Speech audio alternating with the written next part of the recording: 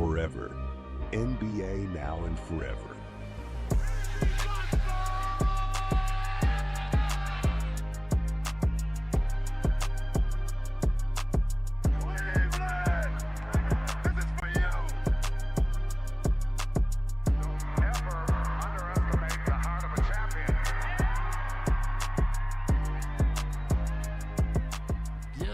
Tous et à toutes dans ce nouvel épisode de Forever. Je suis Vladimir, votre humble serviteur à l'animation. Je vais y arriver à l'animation du podcast qui traite l'actualité, surtout avec mauvaise foi, le tout concocté par Sports Content. On ne change pas une équipe qui gagne. Je vous présente le cast de cette semaine. On a notre premier compagnon qui toujours aussi vénère depuis la semaine dernière. Il a activé clairement son mode procureur pour le sujet qu'on va aborder tout à l'heure, mais j'en dis pas plus. Je vous présente Rafik. Comment tu vas, Rafik ? Ça va. Il est pas bien.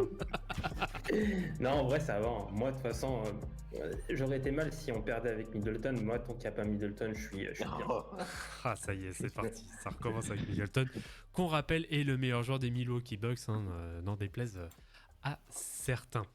Oui. Notre deuxième coéquipier est en ce moment plus sur les cours du S&P 500 que les actions de ces Pacers et Blazers. Sinon, ce serait la banqueroute assurée à ce rythme. C'est notre Damas national. Comment tu vas, Damas ? Ça va, on est là. Ouais, super. Forever on est au rendez-vous, on est prêt. Et vas-y, frère Kevin Durant, il est temps que tu nous régales un peu. Oula, tu l'attends tournant là. Ouais. Ok. Il faut. Ouais. Très bien. Et puis notre troisième compère est, comment dire, un homme épanoui. Parce que cette fois-ci, ça y est, depuis 3 semaines, on est dessus. Mais enfin, la mission Alamo est enfin un succès. On l'applaudit pour ça. Il s'agit bien évidemment de Quentin. Comment tu vas, Quentin ? Ah bah ça va, tu vois, là il y a 2 heures j'ai lâché un petit 500 balles, donc tout va bien. Tout va bien dans le meilleur des mondes. C'est pour que tu ailles voir justement ton Jérémy Sohan tant t'adorer, c'est ça ? C'est ça, et j'espère qu'ils nous prendront pas une prestation comme la deuxième mi-temps hier soir. Voilà. Écoute, c'est tout le mal que je te souhaite. Et notre invité de la semaine, c'est sa première sur Forever. C'est, comment dire, l'intervieweur d'Instagram. On va dire ça comme ça. L'intervieweur d'Instagram du basket français, mais aussi international, avec un nom de compte qui pourrait en faire pâlir plus d'un, notamment je pense à James Harden. Il s'agit du compte Triple Step, notamment représenté par Mathieu. Comment tu vas, Mathieu ? Je vais très bien, je te remercie. Fan des gros marchés et fan aussi de Jérémy Sohan, donc je pense qu'on va bien s'entendre avec Quentin. Voilà. Fan des gros marchés, il n'y a rien pour toi, Damas, là, pour le coup. Ah, je suis l'homme à abattre. Comme d'habitude, moi en NBA, rien n'est fait pour me plaire. Ouais. Sauf quand on frappe les gros, là, les connards. Ouais, pourquoi tu commences à être aussi uniquement les Knicks et les Lakers. Ouais, tu sais très bien. Toi aussi, Non, je sais pas de quoi. Oh, surtout ça, alors eux les deux là, oh là là. je peux pas me les voir là. Je suis très content de les avoir sortis en demi-finale avec mes Pacers. Aïe. Bon, écoutez, ce que je vous propose, messieurs, c'est qu'on aborde de suite les actualités de la semaine. Donc, première actualité, comme d'habitude, les joueurs de la semaine, qui sont Devin Booker et Donovan Mitchell. Devin Booker qui est à 33,7 points sur la semaine, 5,7 rebonds et 6,3 passes pour un bilan total de 3-0. Et Donovan Mitchell pour les Cleveland Cavaliers avec un total de 25,3 points, 4,3 passes, plus de 50% au shoot avec au pareil un bilan parfait de 4-0. Je pense qu'on ne peut plus faire logique, messieurs. Vas-y Quentin, t'as l'air chaud. Non, moi j'allais dire, Devin Booker, t'as le bilan parfait plus les stats. Donc bon, il y a eu de la win, notamment, bon, ça compte pas, mais hier soir contre les Sixers d'un certain énergumène. Ah bon, c'est pas les Sixers qui ont gagné ? Laquelle ? Mais bon, ça compte pas. Ouais, non, Devin Booker, du coup, totalement mérité. Et Mitchell, bon, niveau des stats, c'est un peu moins flamboyant, mais en même temps, t'as les Cavs qui sont en train de faire leur meilleur début de saison all-time. Oui. À égalité avec 76-77, cette fois. Cette fois, je ne me trompe pas. Et voilà, c'est le meilleur joueur de la meilleure équipe de l'Est, donc ouais, mérité. Ouais, on peut pas faire plus logique. Toi, de ton côté, Mathieu? Oui, non, totalement logique. Après, c'est vrai que les deux se sont un peu trop hier soir, même s'il met le buzzer, mais oui, totalement logique. Peut-être le donner aussi à Garland, je sais pas, mais bon, moi je l'aurais donné, je pense quand même à Donovan Mitchell. Donovan Mitchell et Booker, ouais, c'est totalement logique. Ouais, après ça va aussi. Je pense que ce qui a clos un peu le débat pour Mitchell, c'est surtout le dagger qu'il met à Milwaukee, qui fait mal, hein, qui fait très très mal, avec aussi un bon match à côté. Ça a été un bon match, on va dire, de meneur arrière, avec Damian Lillard, hein, d'ailleurs aussi, qui a fait un très très gros match du côté des Bucks, qui met plus de 40 pions, si je dis pas de bêtises. Donc non, très intéressant. Bon, voilà, je pense. Juste un petit point, Vladimir, juste pour tacler un petit peu Mapenda, qui passe son temps à clasher Devin Booker dès qu'il en a l'occasion. Donc le voir Player of the Week, ça va entre guillemets revoir un petit peu ses copies analytiques, que plusieurs remettent en doute, que ce soit sur Forever ou hors Forever. Mm-hmm. Donc bien fait pour toi. Cochon. Mais voilà. Exactement. Ouais, Booker, ouais. Non, c'est bien qu'ils ont eu un meneur de jeu du côté des Suns. Ils se remettent aussi à défendre. Ils ont un bon bilan. Ils peuvent encore même mieux faire. Donc, il y a de belles perspectives là-bas. Non, c'est vrai que pour le coup, ça leur fait du bien. C'est vrai qu'on n'en parle pas trop pour le moment des Suns, mais le début de saison est quand même maintenant plutôt sérieux du côté de l'Arizona. Deuxième actualité, messieurs.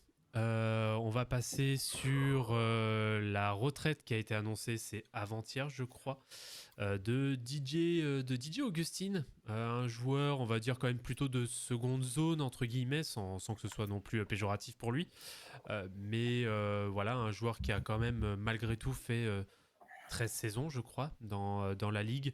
Alors avec une moyenne de 9,5 points, mais bon, quasiment 1000 matchs en carrière, donc ça prouve quand même la fiabilité du gars, avec un peu plus de 4 passes, avec des pourcentages qui étaient très corrects pour le coup, et qui aura notamment fait le bonheur de Loris lors de la campagne 2018-2019 en play-off, en mettant justement le gros dagger au match 1 du premier tour contre les Raptors, qui termine champion. Vous, qu'est-ce qui vous inspire? Qu'est-ce que vous retenez un peu de la carrière de JJ j'allais dire JJ Redick, je suis un ouf. De DJ Augustin, pardon. Un bon joueur, en vrai, c'est un bon joueur. Après, il a quand même pas mal voyagé. C'est un peu un des globetrotters de la NBA. C'est un peu le joueur monnaie d'échange. C'est une bonne monnaie d'échange. Quand tu veux faire un trade, tu places DJ Augustin. Donc c'est un peu dommage qu'il n'a pas réussi à se stabiliser dans un projet. Il y a peut-être que celui de Orlando, mais c'était un Orlando qui était pas flamboyant, où c'était Vucevic le FP. Fournier, ouais, et avec Fournier. Donc ouais, en vrai, c'est un bon joueur, mais voilà, comme tu as dit, un joueur de seconde zone, je pense que c'est un joueur qu'on va vite oublier. Ouais, oui, c'est sûr que pour le coup, oui, c'est tu vois, par exemple, moi, par exemple, je trouve qu'un Ramon Sessions, c'est plus fort. Ah ouais. C'est pas le même style de meneur, mais c'est comparable en termes de carrière. C'est comparable en termes de carrière, mais moi, par exemple, je trouve que Ramon Sessions, j'ai trouvé plus fort, vraiment plus marquant. En tout cas, à son meilleur niveau, il a fait plus de bruit que DJ Augustin à son meilleur niveau. Parce qu'ils se ressemblent un peu les deux aussi. Je trouve qu'il y a un peu la même taille, un peu la même tête. Ouais, je trouve qu'il y a un truc, tu pourrais les confondre. Ouais, après, c'est vrai que Ramon Sessions, quand même, je crois qu'il avait fait 30 passes, c'est Scott Skiles, mais il avait fait 20 passes, je crois. Ouais, c'est à peu près pareil. Après, c'est vrai que DJ Augustin, il a la longévité, donc ça paye aussi pour lui. C'est vrai que c'est pas vraiment un jeu. C'est vrai qu'on le connaît tous, peut-être parce que ça fait longtemps il y est plus, mais ça fait longtemps qu'il était dans la ligue. Mais J'ai toujours cette image de lui avec le maillot de Toronto, alors qu'il a peut-être pas dû y rester longtemps, je me rappelle plus. À peine une saison, il a même pas joué. Il a joué 10 matchs. Je sais pas pourquoi je le vois avec le maillot des Raptors alors qu'il est resté plus longtemps à Orlando. Non. Ouais, bon joueur. Ouais. Moi, je le retiens. Moi, c'est au Charlotte que j'ai les Bobcats. Moi, c'était l'époque des Bobcats qui était vraiment au fond, mais vraiment au fond. Gérald Wallace qui a été All-Star. Hein. Ouais, ils ont même fait les playoffs. Oui. Il a fait les playoffs avec eux. Oui. En 2010, face au Magic, ils ont perdu 4-0. C'était le backup de Felton, non? C'est pas ça? Oui. Avant que Felton parte à Portland, exactement. Ouais. D'accord. Oui. D'ailleurs, il me semble que Ramon Sessions aussi était au Bobcats. Au Bobcats oui, aussi. Il l'a été aussi. Pour TJ Augustin, c'est tout à son honneur quand même d'avoir fait 13 ans dans la ligue. C'est pas un joueur majeur, ni un joueur de zone 2 non plus, si on peut dire ça. C'est pas une star. Donc c'est quand même tout à son honneur d'avoir fait plus de 13 ans dans la ligue. On regrette un petit peu aussi son adresse extérieure qui aurait pu être meilleure, c'est vrai. En fin de carrière, il a essayé de rejoindre des équipes. Ouais. Il y avait un potentiel pour le titre. Sa meilleure campagne de playoff, c'est avec les Pacers en 2013 quand on fait finale de conférence Est face au Heat de Miami avec les arbitres. Allez, ça y est, c'est reparti. Olé, avec des fautes supra-sifflées pour les Browns. Mais c'est tout à son honneur quand même d'avoir effectué la carrière qu'il a pu faire. Il est de la draft 2007, de la draft de Kevin Durant, qu'il faut quand même mentionner. C'est pour dire à quel point que KD, c'est quelqu'un qui est vraiment bien installé dans le paysage de la ligue dans son histoire. Donc, J. Augustin pourra se dire, moi, j'ai fait tant d'années, je suis là, je pèse à un certain niveau. Bravo à lui qu'il aille se reposer. Ouais, complètement. Après, c'est le genre de joueur, ça dépend de ce que tu avais dans ta franchise, mais lorsqu'il arrivait, tu n'étais pas mécontent parce que tu savais qu'il allait t'apporter quelque chose dans ta seconde unit. Je crois qu'il est deuxième, il est choisi en 9e position. Ouais, 9e position. Alors, c'est draft 2008, c'est pas 2007. 2008, c'est même pas 2007, c'est 2008, une année après. Ouais, Quentin ?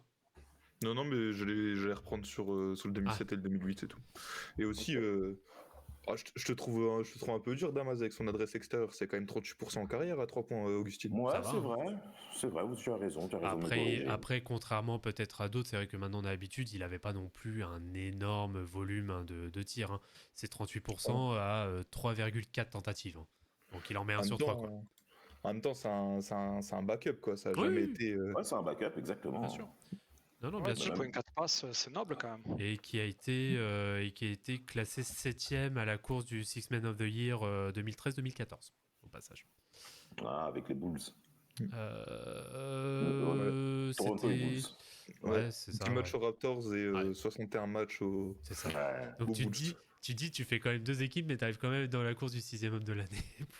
En même temps, Bulls, là j'ai les stats sous les yeux, aux Bulls c'est 15,5 passes. Oui, c'est en termes numériques, c'est sa meilleure saison. C'est sa meilleure saison, effectivement. Ouais.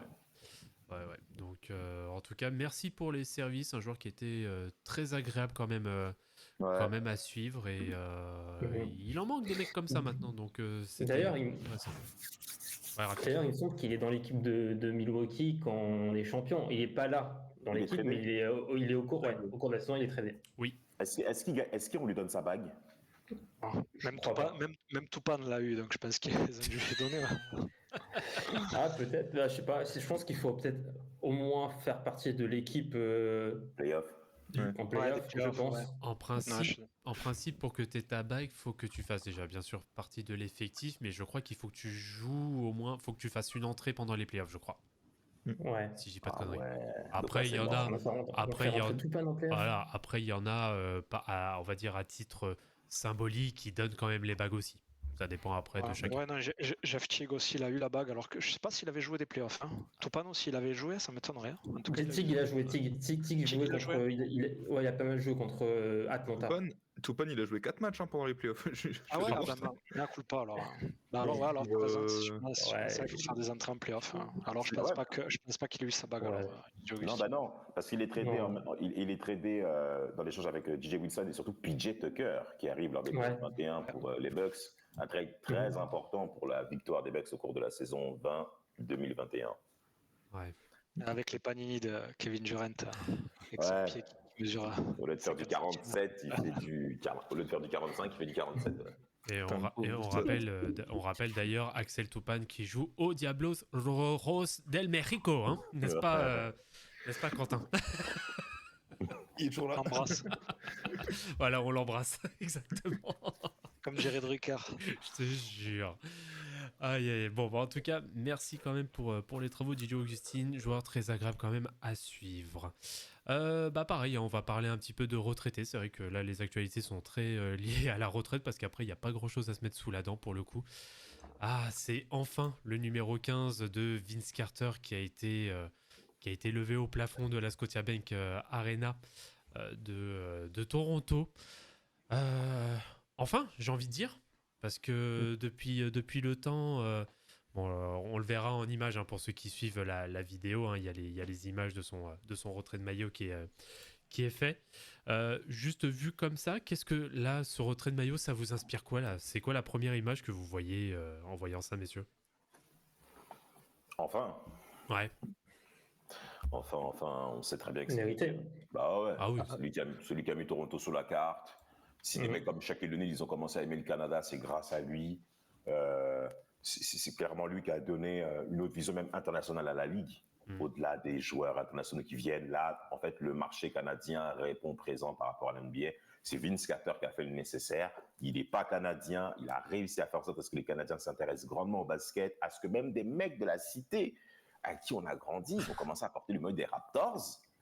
Un maillot violet dégueulasse avec un Vélociraptor de Jurassic Park. Les couleurs sont pas trop top, mais peu importe. C'est Vince Carter qu'on retient. Et pour ça, bien qu'il y ait eu beaucoup de bisbilles entre les deux parties, à juste titre aussi, parce que Vince Carter n'a pas non plus...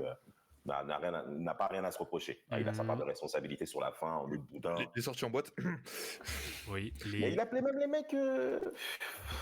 les sorties en boîte, comment dire, les remises de diplôme en 2001.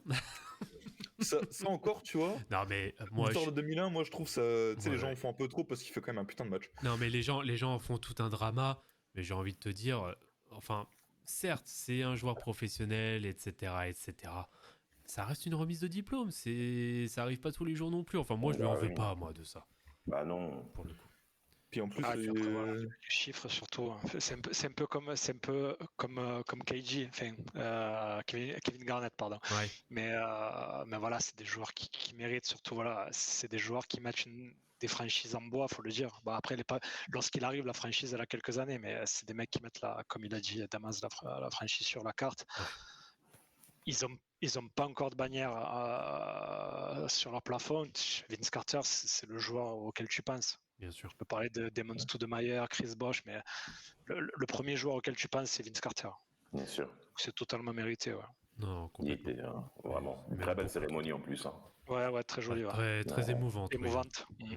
Ouais, non, grave. Donc, et puis, bon, j'adore la bannière avec Carter qui fait le rider du concours de dunk 2000. Enfin, il n'y a pas plus iconique, en fait, comme drapeau pour le représenter, en tout cas.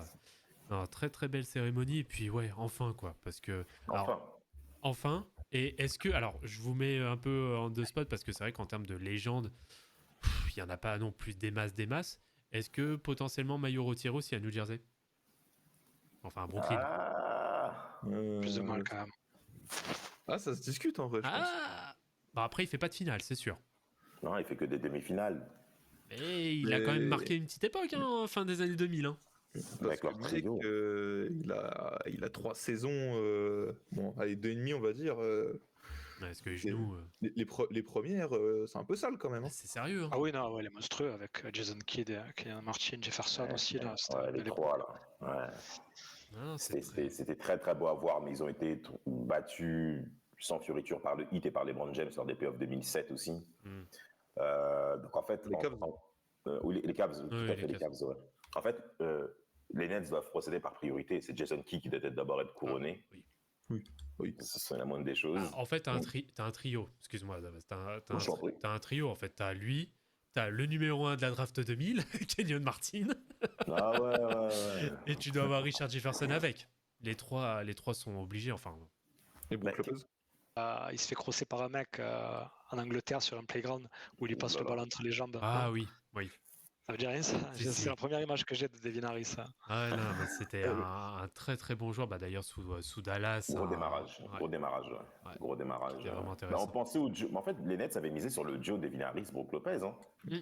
Et je suis en train de voir, saison rookie de Brook Lopez, il y a encore Vince Carter. Ah ouais. Ouais, ils ont joué ensemble. Ah ouais. Mais en vrai, c'était le New Jersey encore, ouais. C'est quand ils ont encore le maillot Nats couleur de New Jersey. C'est dernière année de Carter. Ah, purée. quand ils font 12,70, mais en vrai, l'équipe, quand tu regardes l'équipe, c'est pas une équipe qui doit faire 12,70 quand même. Non. Non, il y a des joueurs, tu vois, il y a des joueurs, je dis pas que ce sont des bons joueurs, mais tu as des joueurs, c'est quand même des joueurs qui ont déjà fait des saisons à plus de 10 points de moyenne.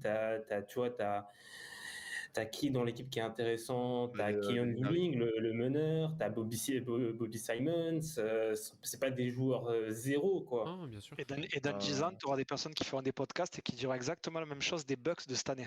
Oh. Avec Giannis, Lillard, en 12,70.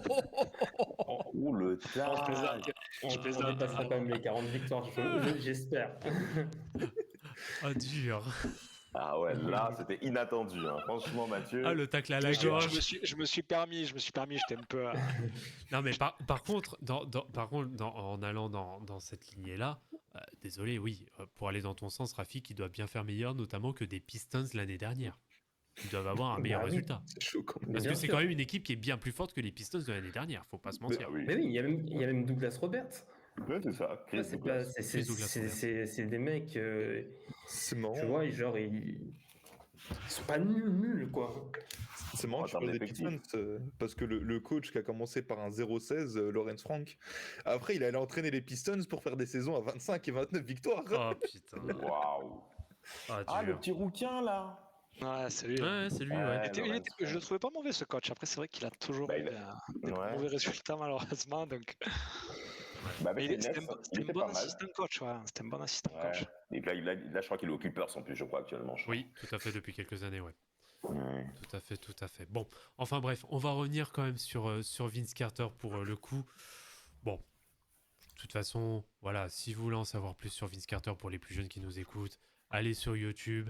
La chaîne Maximilian 7-Eleven là, allez-y, là il a encore lâché dernièrement une vidéo de tous ses dunks en carrière, là c'est n'importe quoi, ça dure 1h30 le truc, enfin bref, même en dehors de ses dunks, parce que c'est vrai qu'on rapproche beaucoup Vince Carter au dunk, c'est un joueur qui malgré tout a pu faillir sur certains moments clutch, mais ça reste un joueur très clutch de base, qui a rentré de très très gros shoots en carrière, que ce soit avec Orlando, que ce soit avec Toronto, que ce soit avec New Jersey, avec Dallas. Aussi, hein. Oui, en playoff. Tu parles de ça. Les Spurs.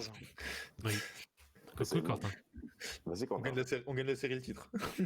Ouais. Donc, bravo, hein, félicitations. Vas-y, tu voulais rebondir, Damas. Ouais, il m'avait juste déçu contre les Cavs en 2007 en demi-finale face aux Cavs de LeBron James en 2007. Parce qu'au premier tour, ils sortent les Raptors en faisant la grande bouche, parce que on connaît l'antagonisme et le passif qu'il y avait entre les deux, les Raptors et Vince Carter. Et en demi-finale, il s'est clairement caché. C'est Jason Kidd qui fait des triples-doubles de partout, qui est tout simplement exceptionnel. J'étais vraiment mal pour Jason Kidd au niveau de sa défaite, et j'en voulais en effet à Vince Carter de ne pas avoir été si présent que ça dans les matchs décisifs. Non. Donc non, voilà, c'était petit tacle. C'était voilà le petit bémol. Le petit bémol à sa carrière. Bien sûr. Eh bien, écoutez, est-ce que vous avez quelque chose à rajouter, messieurs, concernant Vinsanity? Ou est-ce qu'on passe au débat de la semaine? J'aimais bien les Shocks et les publicités pour les Shocks aussi. Juste. T'as raison. C'était le petit mot de la fin. Ah, t'as raison, en effet. Notamment avec son costume violet là dans la rue. Là. La pub est géniale, en effet. Eh bien écoutez, sur ce messieurs, je vous propose qu'on passe au débat de la semaine, hein. Comme d'habitude, toujours le même exercice. Loris qui nous fait l'introduction de ce débat de la semaine.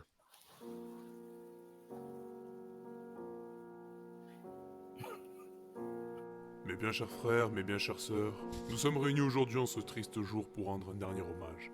Et pour cela, je laisse Monsieur Catch and Shoot vous lire son message. Merci Père Mark Jackson. Mesdames et messieurs, amis, famille, proches, nous sommes ici aujourd'hui pour rendre hommage à un être cher, parti bien trop tôt. Un être qui, dès le début, nous a fait rêver de jours radieux et de lendemains remplis d'espoir. Il est arrivé dans nos vies avec tant de promesses, un avenir si brillant qu'il illuminait nos nuits, comme un phare dans les ténèbres, comme une étoile filante dans un ciel sans lune. Je me souviens encore de notre premier contact, comme si c'était hier. Avec lui, tout semblait possible. Il incarnait cette énergie, cette force tranquille qui nous faisait croire que tout irait pour le mieux. Chaque matin, je me levais avec l'excitation de savoir qu'il était là, à mes côtés, prêt à accomplir des exploits, à conquérir le monde. Et chaque soir, je me couchais avec cette certitude rassurante, cette douce certitude que rien ne pourrait ébranler ce que nous partagions. Mais hélas, la vie, comme souvent, en a décidé autrement, brutalement, sans prévenir. Il nous a été arraché. Arraché par le destin. Cet impitoyable destin qui, tel un voleur dans la nuit, nous prive des plus belles choses. Et nous devons aujourd'hui dire adieu à cette promesse, à ce rêve brisé, à ce futur qui s'éloigne pour ne plus jamais revenir. Pardon. Adieu donc, saison 2024-2025 du Orlando Magic. Tu n'auras été dans nos vies qu'une étoile filante, un mirage. Tu es parti avec Paolo, emportant nos espoirs dans une longue convalescence. Que ton souvenir nous hante, comme une blessure ouverte, jusqu'à la fin de cette fichue saison. Et comme tu aimais tant le dire, play the song. Orlando Magic. Orlando Magic. Ça ouf. Orlando Magic. C'est clair. Bonjour à tous nos chers auditeurs et bonjour à toute l'équipe Forever, j'espère que vous allez bien. Pour ceux qui ne me connaissent pas, moi c'est Loris aka Catch and Shoot et chaque semaine ou presque, je reviens sur un sujet d'actualité, un coup de cœur ou un coup de gueule. Cette semaine, l'épisode est sponsorisé par LeBron James et Giannis Antetokounmpo puisqu'on reçoit Triple Step en invité. Merci à Mathieu d'avoir accepté notre invitation et si vous ne le connaissez pas, sachez que vous pouvez le retrouver sur Instagram à triple_step où vous pourrez y retrouver des interviews de personnalités du monde de la balle orange comme Chris Singleton, Darrell Arthur ou encore Yves Ponce, ainsi que d'autres posts en tout genre sur l'actualité du basket et de la Grande Ligue. Pour l'anecdote, sachez que nous avons évolué pendant une saison ensemble à l'élan sportif des Penn Mirabeau.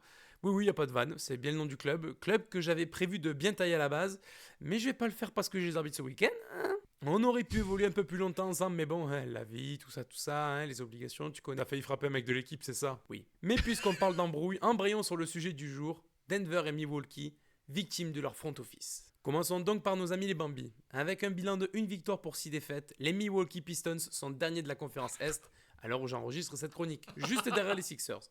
La précision sert à rien, mais je voulais juste casser les couilles à Vladimir. Depuis leur titre en 2021, c'est la dégringolada. Après une demi de conf et 2 sorties consécutives au premier tour, les Bucks ont décidé de se séparer de Coach Bud, qui pourtant restait sur des saisons à 46, 51 et 58 victoires. Cherchez pas la logique, c'est comme le cerveau de Jackson Hayes, il y en a pas. Et après un immense départ l'an dernier avec Adrian Griffin, 30 victoires, 13 défaites, on le rappelle, les Bucks ont décidé de signer Doc Rivers.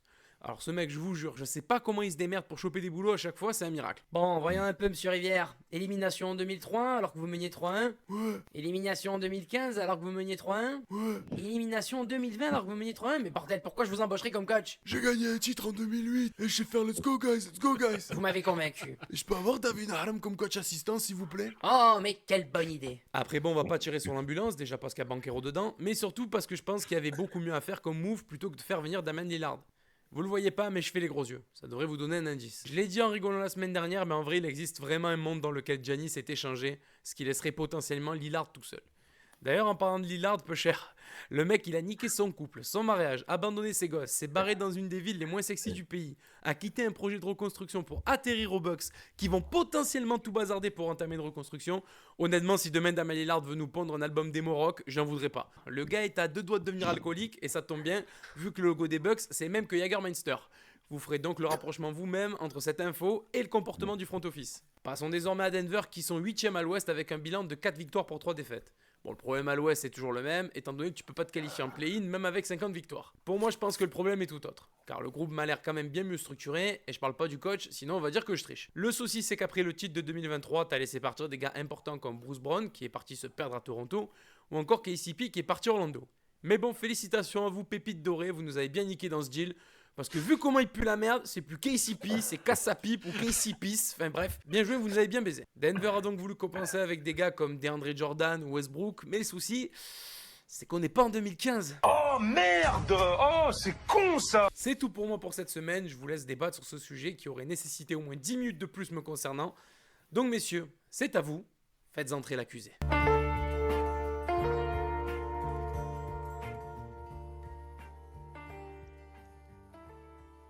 Aïe, aïe, aïe, aïe, aïe. Ah là là là. Loris, merci pour cette introduction avec une très belle chute.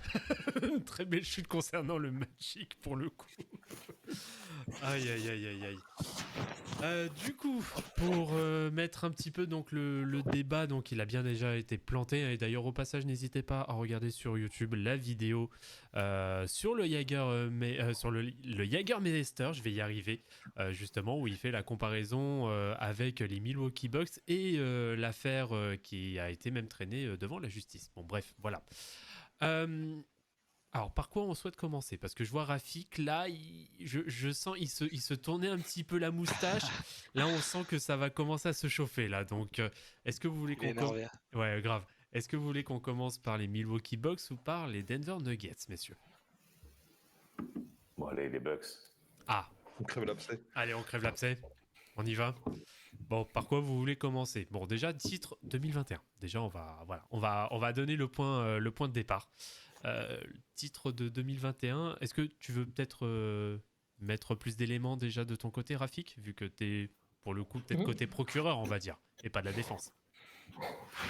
21, on gagne le titre avec le trio Giannis, Middleton, Jrue Holiday. Ça annonce des beaux jours, hein. Clairement, on est favori pour le back-to-back. Et ce qui se passe dans ces playoffs 22, c'est la blessure de Middleton. Il me semble sur l'accent, c'est Caruso qui lui met un coup sur le genou au moment où il fait un spin, ce qui lui fait une hypertension, grade 2. Il s'est les croisés grade 2. Mais c'est les latéraux, c'est pas ceux les plus graves. Et après ça, on se qualifie quand même contre Chicago. Enfin, on gagne 4-1 contre Chicago. Et on va contre Boston, où ça va jusqu'au match 7. Et que même sans Middleton, on est en position de gagner, parce qu'il y a ce Game 6 à la maison. On mène 3-2. Il faut finir à la maison, mais bon... C'est là où ça passe pas. Tu as une disaster class de Jrue Holiday. Jrue Holiday qui a été pas très bon sur cette série. En fait, il a juste, tu vois, il y a le Game 5 où il fait des choses incroyables défensivement, comme son move là sur Marcus Smart. Ouais. Et t'as même derrière, t'as tous les gens qui te disent regardez, c'est votre meilleur le Deepoy qui se fait éteindre par le vrai Deepoy. T'as des trucs comme ça. Donc c'était une élimination attendue sans Middleton. 2023, la saison régulière, ça se passe pas si bien que ça. En fait, faut pas s'arrêter au bilan, mais en fait, on commence à encaisser beaucoup de points. Défensivement, ça commence à être catastrophique. Ouais. On arrive au playoff contre Miami. Giannis se pète dès le game 1. Ouais. Ça complique les choses, mais malgré, en vrai, à ce moment-là, même sans Giannis, je me dis, allez, normalement, ça devrait passer contre Miami. On a quand même, collectivement, on a une meilleure équipe, mais non. Le souci, c'est que t'as Jrue Holiday qui ne répond pas aux attentes. Il se fait manger défensivement, il se fait manger par Butler. Hein. Il était assigné sur Butler. Butler sur peut-être sa meilleure série en carrière contre les Bucks. Offensivement, il répond pas. Les deux seuls joueurs offensivement qui répondent, c'est Middleton et Brook Lopez, et le reste, c'est de la merde. On est éliminé 4-1. 2024, il y a Griffin qui, entre 2023 et 2024, on se sépare de Bud. Parce qu'il était sur la fin, on était sur une fin de cycle avec Bud. Et il faut savoir une chose, c'est que c'est pas à cause de la défaite contre Miami qu'on se sépare de Bud. Bud, il y a déjà des envies de certaines personnes, certains supporters de Bud, de s'en séparer. Moi, en tout cas, même moi, moi, je voulais me séparer de Bud après le titre 21. Donc, titre 21, on se sépare d'eux parce qu'on voyait déjà des limites de Bud en playoff. C'était pas en saison régulière le problème, c'était en playoff le problème avec Bud. Et donc, on se sépare de Bud, on récupère Griffin. C'est Giannis, c'est le choix de Giannis et que de Giannis, alors qu'il y avait Atkinson et Nurse qui voulaient venir. Et puis, je me permets, je te coupe très rapidement. Il faut rappeler aussi le contexte du départ de Bud, décès de son frère quelques jours avant. Enfin, voilà, ça. Le contexte n'est pas non plus super simple. Après, attention, c'est pas la raison. Mais voilà, faut quand même un peu remettre, on va dire aussi tout le contexte qui va autour. Mais ça ne date pas de là. Et son frère meurt pendant les playoffs, pendant la série contre le Heat. C'est ça, exactement. Bon, voilà, parenthèse fermée. Ouais. Et de toute façon, ça me j'étais à la fin du contexte. 2024, on va en playoff contre Indiana. Il y a Doc Rivers. Bon, on se sépare de Adrian Green parce qu'apparemment, il tient pas très bien son vestiaire. Et apparemment, Giannis était un peu pour son départ au final, alors que c'était lui qui était pour sa venue. Et c'est pour ça que pour moi, le responsable numéro 1, et je le spoil tout de suite, pour moi, le responsable numéro 1, c'est Giannis. Il faut pas aller parler de Lillard, de Doc Rivers, etc. Pour moi, ce sont des responsables plus que secondaires. Le responsable, c'est Giannis. On prend Doc Rivers. Avec Doc Rivers, ça se passe pas très bien. Avec lui, on a un bilan un peu en dessous de 50%, mais on va quand même en playoff. On joue contre Indiana. Pour moi, on devait passer contre Indiana, mais bon, Giannis se blesse avant les playoffs encore. Donc 2 années de playoff sans Giannis. Et aussi Lillard qui se blesse pendant la série, et Chris Middleton aussi qui joue avec un genou pendant la série. Bon, c'était 4-2, c'était attendu. Enfin, c'est logique quand t'as pas ton big free et que le seul joueur qui est là, il joue avec un genou. Faut rappeler aussi donc c'est la date, on va dire un peu pivot de tout ça, c'est le 27 septembre 2023 où trade à 3 équipes avec donc Jrue Holiday qui est envoyé, si je dis pas de bêtises, de base aux Blazers. Voilà, c'est ça, aux Blazers, avec aussi un Grayson Allen qui part aux Suns. Et donc les Suns qui récupèrent, après Portland qui récupère DeAndre Ayton. Enfin bref, c'est un trade à 3 équipes avec beaucoup de parties en échange. Donc pour ramener Damian Lillard. Alors après Damian Lillard, en tout cas de ce qui se dit, en effet, c'était l'une des volontés premières de Giannis Antetokounmpo de l'avoir. Après, bon, du côté de Lillard, il y avait aussi cette volonté de partir de Portland. Alors après, la destination première de base était censée être Miami. Bon, c'est ça. Pour le coup, Milwaukee est plus une destination, on va dire, une destination secondaire. Parce que le trade n'a pas pu se faire. Et c'est vrai que bon, après, comme toute nouvelle équipe qui change avec des joueurs très majeurs aussi qui évoluent, bon, c'est sûr qu'on les attendait au tournant dès le début de saison 2023-2024, mais c'est normal qu'il y ait une mise en route sur la première saison et avoir des attentes monstrueuses, parce que bon, faut quand même rappeler que Damian Lillard, c'est pas non plus n'importe qui. Voilà, les attentes étaient très grandes et on leur est tombé quand même très rapidement dessus. Pourtant, ça n'allait pas tout mal avec Adrian Griffin. Et là, en effet, il y a eu la volonté de s'en séparer en cours de saison pour pouvoir justement ramener au 27 janvier. Alors, le 23 janvier, Adrian Griffin est viré. Donc, c'est Joe Ponti qui prend l'intérim sur quelques jours. Et derrière, donc, le 27 janvier, c'est 2024, c'est Doc Rivers qui prend la tête. Alors, en effet, résultat négatif jusqu'au playoff. Bon, après, après, c'est de la reprise. Toujours négatif. Voilà. Ouais, vas-y, Damas. Oui, moi je vais rejoindre Rafik par rapport au malaise qui régnait dans l'effectif de la saison 2022-2023, bien que les Bucks finissent premiers à l'Est. C'est quand même quelque chose qui est à signaler. Oui. Mais tu sentais, bon, c'est vrai qu'ils font un très beau mois de février, mais le mois de mars, mois d'avril, il y a un printemps où tu as l'impression qu'il y a une espèce de laisser-aller du côté de l'effectif.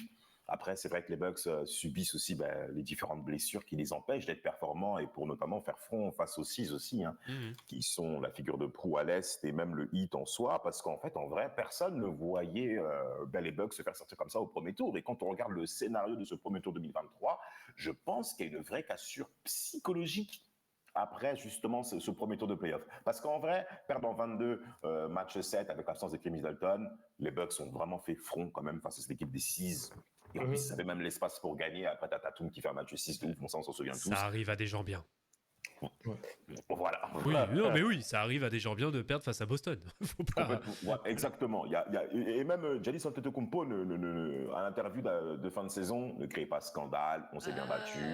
C'est vrai que ça... Non, saison 22, je me souviens très bien de son interview. Oui, non, pardon, c'est la saison après l'échec. Exactement. Là, c'est la saison 23 où tout change. Et moi, pour ma part, bien que Jrue Holiday n'a pas été performant par rapport à ce à quoi on l'attend, je pense que les Bucks avaient quand même pris conscience de l'importance qu'il avait dans l'effectif, notamment dans le gain en 2021, mais il n'a pas été remplacé par rapport à son rôle. Ça, c'est une évidence colossale. En plus de ça, tu as affaire à des joueurs qui physiquement ne répondent plus présents. Et n'en déplaise à Rafik, c'est même Chris Middleton en défense. Même en défense, bon, il n'est pas concrètement visé comme Austin Reeves, ok, salut Samuel, mais on a vu des largesses de la part de Middleton, bien qu'il soit présent. Donc quand tu as affaire à un Big Tree dans lequel il y a un point défensif où il fait mal, tu vas automatiquement appuyer dessus, sans compter qu'il faut également mentionner la partie du banc du côté des Bucks, où là, aïe. En fait, tu as parlé des playoffs 24. On a vu le premier tour ensemble. Je supportais des Pacers. En fait, c'est vrai. Moi, je te l'accorde. Bien qu'il y avait des absents du côté des Bucks, des absents majeurs, on n'attendait pas quand même à ce que les Pacers puissent causer autant de problèmes face à cette équipe des Bucks qui est censée avoir un certain niveau d'expérience où tu te dis que au moins pour premier tour de playoffs, c'est censé passer, c'est censé être géré. Mais tu vois, Bobby Portis qui est en train de lutter avec des mecs, des Walker, des mecs comme ça, en sortant du banc. Ouais, toi tu te dis, en fait, il y a de l'espace, il y a une petite chance de l'autre côté. Mais moi, je comprends la colère de Rafik quand il voit que Bobby Portis, qui est payé plus de 12 millions de dollars par an, quand même, qui, par rapport à son rendement, tu t'attends quand même à un certain niveau. Tu as des mecs qui sont à 2 millions l'année, mais qui sont en train de te rentrer dedans, Coco. Ah, logique que toi, tu sois en colère. Donc, non, les Bucks, suite logique, et Edgy Griffin ne lui a pas laissé sa chance. Et Giannis en effet à sa part de responsabilité, ainsi que le front office. Voilà. Toi de ton côté, Quentin ou Mathieu moi, je vais prendre la parole. Ah, vas-y, je t'en prie. Ouais, je voulais juste faire un petit parallèle vite fait, après je te laisse. C'était sur l'histoire Adrian Griffin, Giannis et tout. Moi, ça m'a un peu fait penser à Mr. LeBron James, époque Heat, quand ça voulait dégager Spoelstra, et que t'avais toujours pas Riley pour dire non. Tu vois, là, le problème, je pense, c'est que le front office des Bucks, ils savent juste pas dire non à leur star. Et puis du coup, Giannis est arrivé, il a fait « Je veux Griffin ». Ils ont fait « D'accord ». Au bout de 43 matchs, il a fait Griffin, ça va pas, il dégage, parce qu'il a dû lui dire un truc et puis ça lui a pas plu. Ils ont dit d'accord, tu veux qui comme coach ? Je veux Doc Rivers. Ah tiens, hop, on a pris Doc Rivers. C'est la différence entre une institution et une équipe qui n'est pas une institution en tant que telle. Après, pour sa gouverne, il y a eu quand même plusieurs embrouilles avec des joueurs. Bon, après, c'est Bobby Portis ou d'autres, mais il y a eu, comme le disait très bien Rafik, qui ne savait pas tenir son vestiaire. Après, il avait certainement des idées, et puis à la base, l'idée n'est pas mauvaise. Bon, il n'a pas forcément des très mauvais résultats, mais c'est une autre physionomie de jeu, c'est totalement différent de Coach Bud. Ça aurait pu fonctionner. Après, voilà, il y a des choses qui dépassent l'aspect tactique. Après, si tu t'entends pas avec ton coach et que tous les joueurs s'entendent pas avec ton coach et qu'il va absolument forcer sur des points où ça fonctionne pas, tu dégages. Après, moi, je réponds à ta question et je me permets de prendre la parole. Excuse-moi, Quentin, mais la question, est-ce que c'est le problème du front office? Et tu me corriges, Rafik. Moi, je dis non de suite parce que le truc Lillard. N'importe quelle équipe, on peut cracher maintenant sur le fait qu'il n'a pas le même rendement défensif que Jrue Holiday, on le savait déjà, mais lorsque tu regardes tactiquement et tu peux faire tous les ISO que tu veux, tu peux faire des blocs avec Lillard qui bloque, Giannis, l'addition elle est parfaite en fait. Moi, lorsque j'ai vu Lillard au Bucks, je me suis dit c'est un champion. Voilà. Il n'y a pas d'autre mot. Tu as des joueurs qui peuvent s'écarter, tu as un 5 qui peut shooter à 3 points. Et même malgré le fait que Chris Middleton, on sait très bien qu'il n'a plus les genoux qu'il avait auparavant. Pour moi, c'était l'addition parfaite. Alors, ça n'a pas fonctionné. Jrue, faut le dire, contre le Heat, pour moi, c'est le fautif numéro 1. Parce que c'est lui qui défend sur Butler, il se fait manger tout le long, il y a du trash talk, ça influe énormément sur le mental de l'équipe. Le Heat en plus qui se qualifie sur un buzzer au play-in contre le Chicago, qui avait mieux joué qu'eux, alors que tout le monde savait que moi-même je crois que j'avais parié 4-0, 4-1 pour les Bucks. Voilà, donc. Et c'est vrai que oui, après c'est pas facile pour le front office de garder quand même, ça fait quelques années qu'ils ont une belle équipe, les Bucks, c'est un petit marché, pour garder ces joueurs, c'est pas une équipe qui peut aller sur une apron 1 ou une apron 2, tu vois. Donc voilà, Bud avait son équipe, il avait sa physionomie, et effectivement il y avait une fin de cycle. Même avec l'équipe qui tournait bien, et que, comme l'a dit Damas, ils étaient premiers de conférence. Un rouleau compresseur offensif, les Bucks. Ils marquaient. Voilà, on sentait, même Rafik l'a dit, on sentait que même en étant premier de conférence, il y avait quelque chose qui était fini. Il y avait une cassure et tout le monde le sentait. Et au bout d'un moment, comme toute franchise, soit tu reconstruis, ou soit voilà, tu te dis j'ai encore des joueurs qui sont entre guillemets dans leur prime. Pour moi, la meilleure équipe des Bucks, c'est 2020. C'est quand ils se font éliminer par les Raptors. Pour moi, c'est la meilleure équipe des Bucks. Et ils auraient dû aller au bout. Bon, malheureusement, ils tombent sur un Kawhi. 2019, du coup, ouais. 2019, pardon. Ouais, pardon. Parce que 2020, c'est contre le Heat. Ouais. Oui, c'est dans la bulle. 2019. Pour moi, la meilleure équipe, c'est 2019 contre les Raptors. Voilà, t'imagines, depuis 2019, ils sont quand même, ça reste quand même, il y a ce noyau dur. Après, voilà, ouais, effectivement, tu perds certains joueurs, à la perte de PJ Tucker, à la perte de. C'est difficile d'être quand même tout le temps compétitif, donc pour moi c'est pas un problème de front office. Alors Giannis, ça part de responsabilité, oui, après c'est le franchise player, c'est quand même c'est la pierre angulaire de cette équipe, c'est normal quand même qu'il ait son mot à dire dans toutes les conversations. Alors, après voilà, les blessures, c'est dur quand même d'être au top niveau pendant tout ce temps, hein. Moi quand même je trouve qu'il y a entre guillemets une dynastie quand même des Bucks. Pour moi c'est un grand mot, hein. C'est un grand mot parce que mais tu vois ce que je te dire. Ouais, t'as une période de 5 ans en fait où c'est de l'ultra dominance, quoi. Ouais, voilà, ça reste quand même dans le top niveau à l'est. Alors ok, c'est pas l'ouest, mais oui, non, la question principale, est-ce que c'est le problème du front office? Non, moi je dirais non. Après voilà, il y a certains choix. Bon, écoute, ouais, c'est vrai que. Après attention, moi je vais rigoler Darvinham. Moi je trouve que Darvinham est un très bon coach. Pourquoi? Pourquoi? Il arrive à s'adapter. Après, c'est vrai que voilà, il a fait des choses. Bon, après, on va pas parler sur les Lakers, notamment comment gérer le cas des meneurs. Mais moi, je trouve que c'est un bon coach. Par contre, Doc Rivers, ouais, moi, je suis désolé, c'était pas vraiment le bon choix. Il y avait des Atkinson, il y avait des Nick Nurse, j'ai entendu, il y avait des choix qui étaient plus légitimes. Sans diverger, en vrai, Darvinham, oui, on se fout beaucoup de lui, mais bizarrement, on a la mémoire courte, mais la capacité d'ajustement qu'il a eue sur la campagne de playoff il y a 2 ans, enfin il y a un peu plus d'1 an et demi maintenant, c'était quand même sérieux. Niveau d'adaptation, on est loin d'un Doc Rivers, ça. Oui, là pour Darvinham, moi je trouve que c'est un bon coach. Il s'appelle Darvin Jackson, j'ai juré, il prend moins de pressing. C'est fort probable. Bien sûr. Vas-y, Quentin.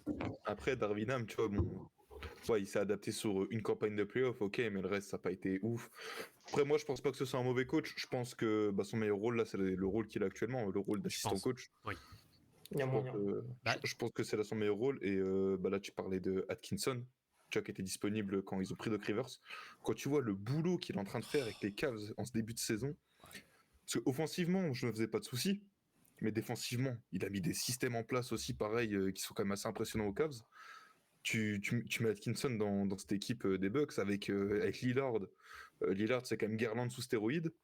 Giannis, il vaut Mobley et Allen en même temps. Après, attention, diriger les Cavs et diriger les Lakers de LeBron, c'est pas pareil quand même. C'est pas pareil, c'est sûr. Ouais, oui, non, c'est une équipe qui est sur une phase ascendante, hein, Quentin, quand même. Oui, non, mais tu vois, je veux dire, quand tu regardes le coaching, parce que là, les derniers matchs que j'ai regardés des Bucks, je trouve ça affreux. Je trouve ça vraiment affreux. Tu vois, déjà, Adrian Griffin, je trouvais que c'était pas beau à voir, mais au moins ça gagnait. Mais là, j'ai regardé les 2 derniers matchs contre les Cavs ce matin. C'est plan A, tu donnes la balle à Lillard. Plan B, tu donnes la balle à Giannis. Ouais. J'ai l'impression que t'as pas de... J'ai vu le match des Pistons, parce que j'ai Cunningham et Lillard dans ma Fantasy League. Et c'est vrai que ça faisait mal au cœur, vraiment. C'est le match où Lillard il met 4 points en plus. Ouf. Et t'as l'impression quand même que même les joueurs, ils jouent vraiment la tête baissée. Là, vraiment, on parlait de cassure, mais là, il y a vraiment un truc qui a... tu sens que ça accroche pas. Ouais, ça va sauter à mon avis. Après, il y a aussi, le retour de Middleton, on attend trop de Middleton, mais je pense pas que Middleton ce soit le Messi, tu vois. Encore, ce serait le retour de Giannis. Non, ce n'est pas le Messi, c'est sûr. Ce n'est pas le Messi. Mais en fait, c'est un joueur qui va t'apporter une certaine variété offensive. Oui, une stabilité offensive, oui. Milwaukee, quand ça défend mal et que ça joue trop avec une pace trop rapide, c'est là où Milwaukee va encaisser 130, 140 points. Alors que quand tu as des joueurs comme Giannis, ça t'arrange d'avoir une pace rapide. Mais si tu as une pace rapide mais que tu défends mal, tu vas mettre 130 points, mais tu vas en prendre 140. Avec Middleton, tu apportes l'alternance du demi-terrain. Il va mettre les shoots compliqués à mi-distance. Ça va permettre d'un peu poser les choses, d'encaisser moins de points, pas parce que Middleton défend bien, mais parce qu'il y a cette pace qui est réduite et tu mets des shoots. Et du coup, en mettant des shoots, automatiquement, derrière, tu crées un effet boule de neige, tu défends mieux, etc. Après, déjà, moi, je suis d'accord avec Mathieu sur le fait que le front office des Bucks, pour moi, c'est un énorme non. Mais vraiment un énorme non. Parce que je trouve que John Horst fait quand même du bon travail. Je trouve qu'il a réussi à ramener des joueurs avec que dalle. Dans cette free agency, on récupère au minimum Gary Trent Jr., Delon Wright, et le troisième, je ne l'ai plus en tête, et Taurean Prince, les trois au minimum. Tu vois, c'est quand même un bon travail. Et aussi ramener Lillard. En fait, là, on parle après coup, mais amener Lillard, c'est un putain de coup. Ah oui. Et Lillard, c'est un des meilleurs joueurs de la ligue. Et il est plus fort que Jrue Holiday. Moi, on repart on repart à l'aube de la saison 2023-2024. Je refais le trade. Mais de toute façon, tu pars du principe. De toute façon, c'est toujours ce qu'on dit dans un trade. Si tu récupères le joueur le plus fort, quoi qu'il en est, tu gagnes le trade. Et on va éviter de dire n'importe quoi non plus.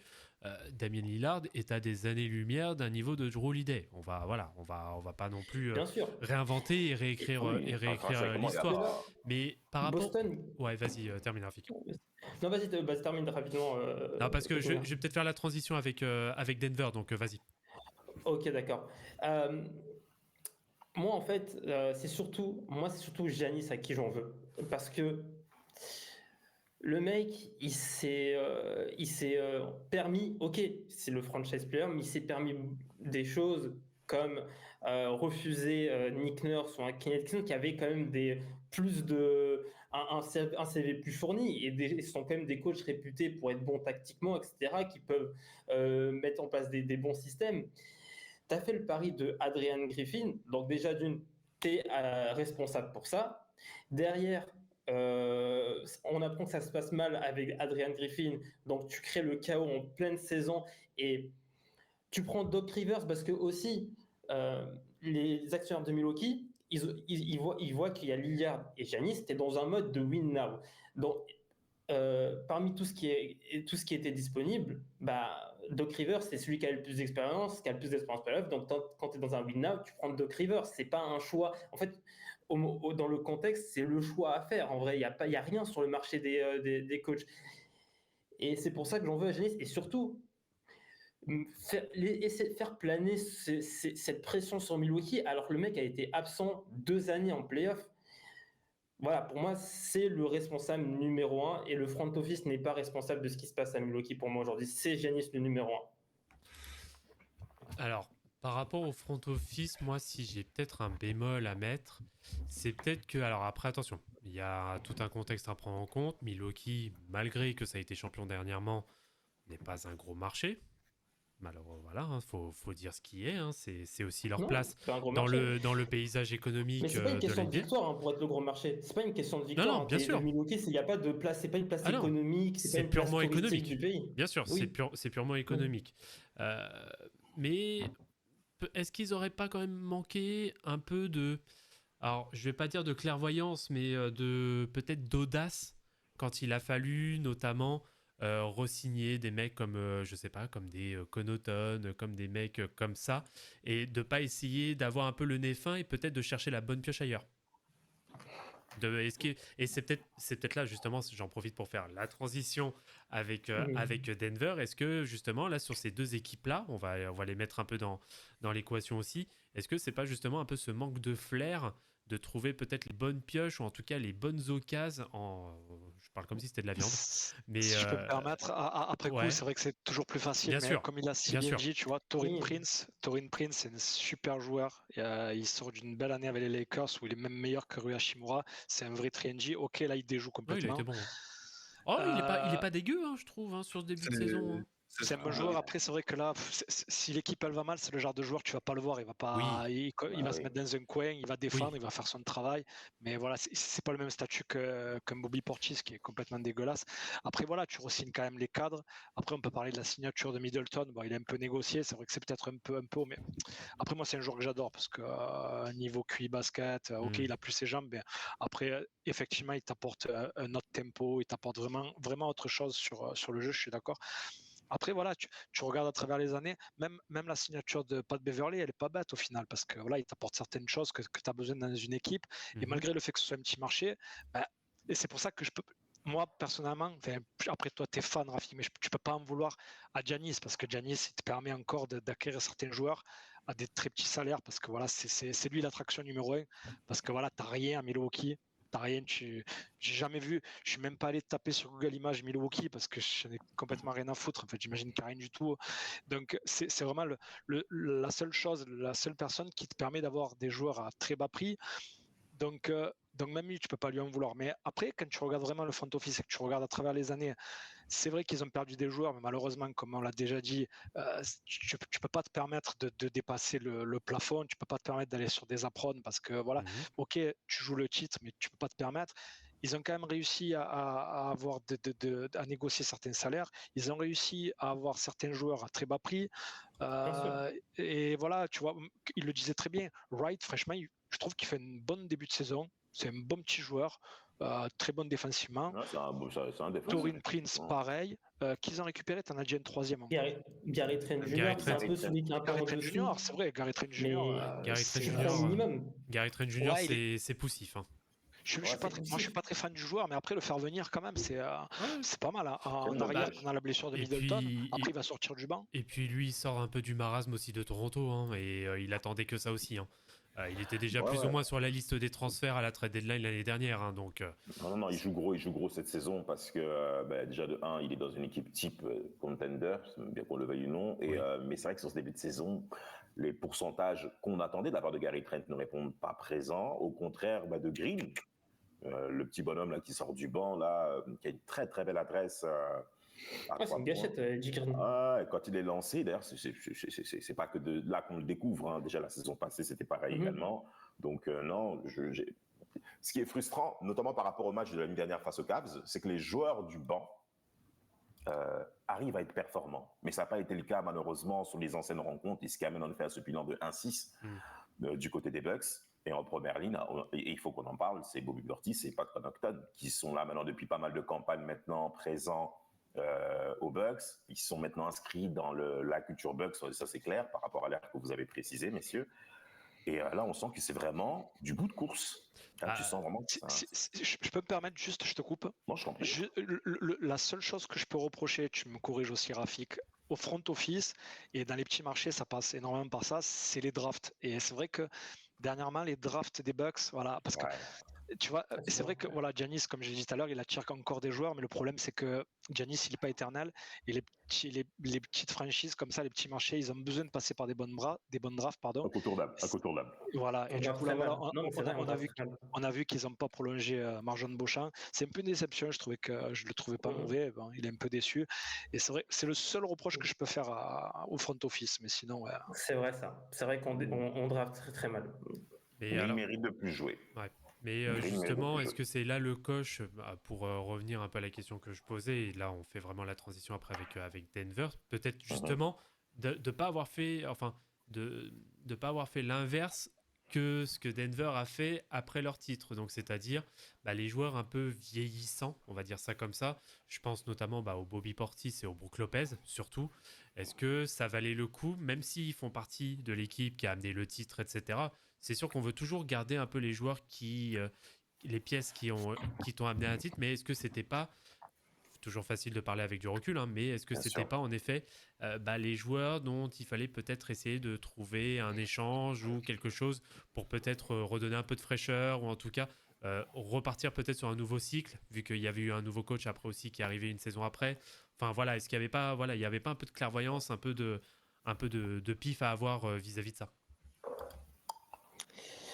Ouais, peut-être. En vrai, Bobby, c'est l'erreur qu'on fait, c'est de le re-signer pour 4 ans avec un salaire à 44-45 millions sur 4 ans. Ouais. Et que j'ai l'impression que Bobby, en fait, on le re-signe pas vraiment par rapport à son niveau. En fait, Bobby, ok, en saison régulière, il va scorer. Il arrive à mettre des mid-range, c'est quand même un bon shooter à mi-distance et à 3 points, il n'y a pas de souci. Il peut même faire des matchs à 20 rebonds. Mais le souci, c'est que c'est collectivement, il a un cube basket quand même assez bas des fois sur certains matchs, et défensivement, on prend beaucoup de points à cause de lui parce que il fait pas le bon placement, il fait pas le bon effort, et j'ai l'impression qu'on le re-signe pour ce contrat parce que c'est un chauffeur de salle, j'ai l'impression, vraiment. J'ai l'impression que c'est vraiment ça. Tu vois vraiment qu'on le signe parce que c'est un chauffeur de salle, c'est un peu un mec qui apporte une énergie, mais pour moi, cette énergie, il l'apporte quand c'est régulière. Une fois qu'on arrive en playoff, il se fait manger par des inconnus à l'énergie. C'est dépitant. Franchement, c'est dépitant. Et de toute façon, Denver et Milwaukee pour moi, Denver est plus victime de son front office que Milwaukee, mais ils sont aussi victimes de leur banc, en fait. C'est le banc, surtout cette saison, ils sont victimes de leur banc. Ouais. Alors, pour aller un petit peu, je peux juste te remettre un petit tag sur Bobby Portis. Vas-y, Quentin. D'ailleurs, il s'est fait cambrioler. Hein. Oui, 2 fois. Bah, bien fait. Oh. C'est pas moi qui le dis. Pourquoi tant de gratuité comme ça? Ouais, il a essayé de casser le bras de Swan l'année dernière. Moi, j'oublie pas. Ça, c'est dur. Ouais, avec sa tête de poisson globe. Oh, la haine. Non, mais aussi un truc avec Bobby Portis où j'ai jamais trop compris. Vous avez déjà vu son usage rate? Ouais, vas-y. Le usage rate, il est énorme. Il est élevé. Hein. Cette année, là, c'est un sixième homme. En 7 matchs, cette année, 23%. Quand même. Ouais, 23 c'est beaucoup. Wow. Mais bon, après, ça aussi, c'est toujours pareil. C'est parce que tu es un petit marché et si tu veux pas les perdre ces joueurs-là, tu estimes que ça reste un très très bon sixième homme, ben, tu es obligé de mettre le prix. Après, c'est vrai que oui, c'est pas un grand sixième homme, mais c'est vrai qu'à l'époque où ils sont champions, c'est un grand artisan quand même. Tu as besoin d'avoir des joueurs en seconde unit. C'est peut-être un peu beaucoup. Ouais. C'est vrai que c'est un peu beaucoup quand même. Bah après, maintenant, vu les masses salariales qui ont augmenté, c'est un contrat un peu moins lourd entre guillemets, mais c'est vrai que non, c'est que dalle 12 millions en vrai. Enfin, c'est pas un contrat très handicapant. C'est pas handicapant, ouais. C'est pas handicapant. Maintenant, en effet, en termes de poids dans la masse salariale, c'est pas non plus, c'est pas énorme. Mais c'est en fait, le problème, c'est juste qu'il joue. En vrai, moi, c'est pas son contrat, c'est juste j'ai envie qu'il ne joue pas. En fait, ne joue pas, c'est tout. Bon, allez, on va passer à autre chose parce que là, je sens qu'on est en train de chauffer Rafik là en parlant de Bobby Portis. Non, même pas. Mais alors, du coup, en passant un petit peu du côté de Denver, donc Denver champion 2022-2023 avec l'effectif qu'on connaît, pour reciter rapidement, Christian Brown, Bruce Brown, il y avait Thomas Bryant, Kentavious Caldwell-Pope, Aaron Gordon, Jeff Green, un peu de Bones Island, Reggie Jackson, Nikola Jokic, DeAndre Jordan, Jamal Murray, Michael Porter Jr., E. Smith, voilà. Faut le rappeler quand même, E. Smith a été champion. Voilà, on va dire en termes de... Bones Island ne l'a pas été, par contre, je te coupe, il a été tradé au Clippers. Oui, c'est vrai qu'il a été tradé, ouais. c'est vrai. Tu fais bien de me corriger.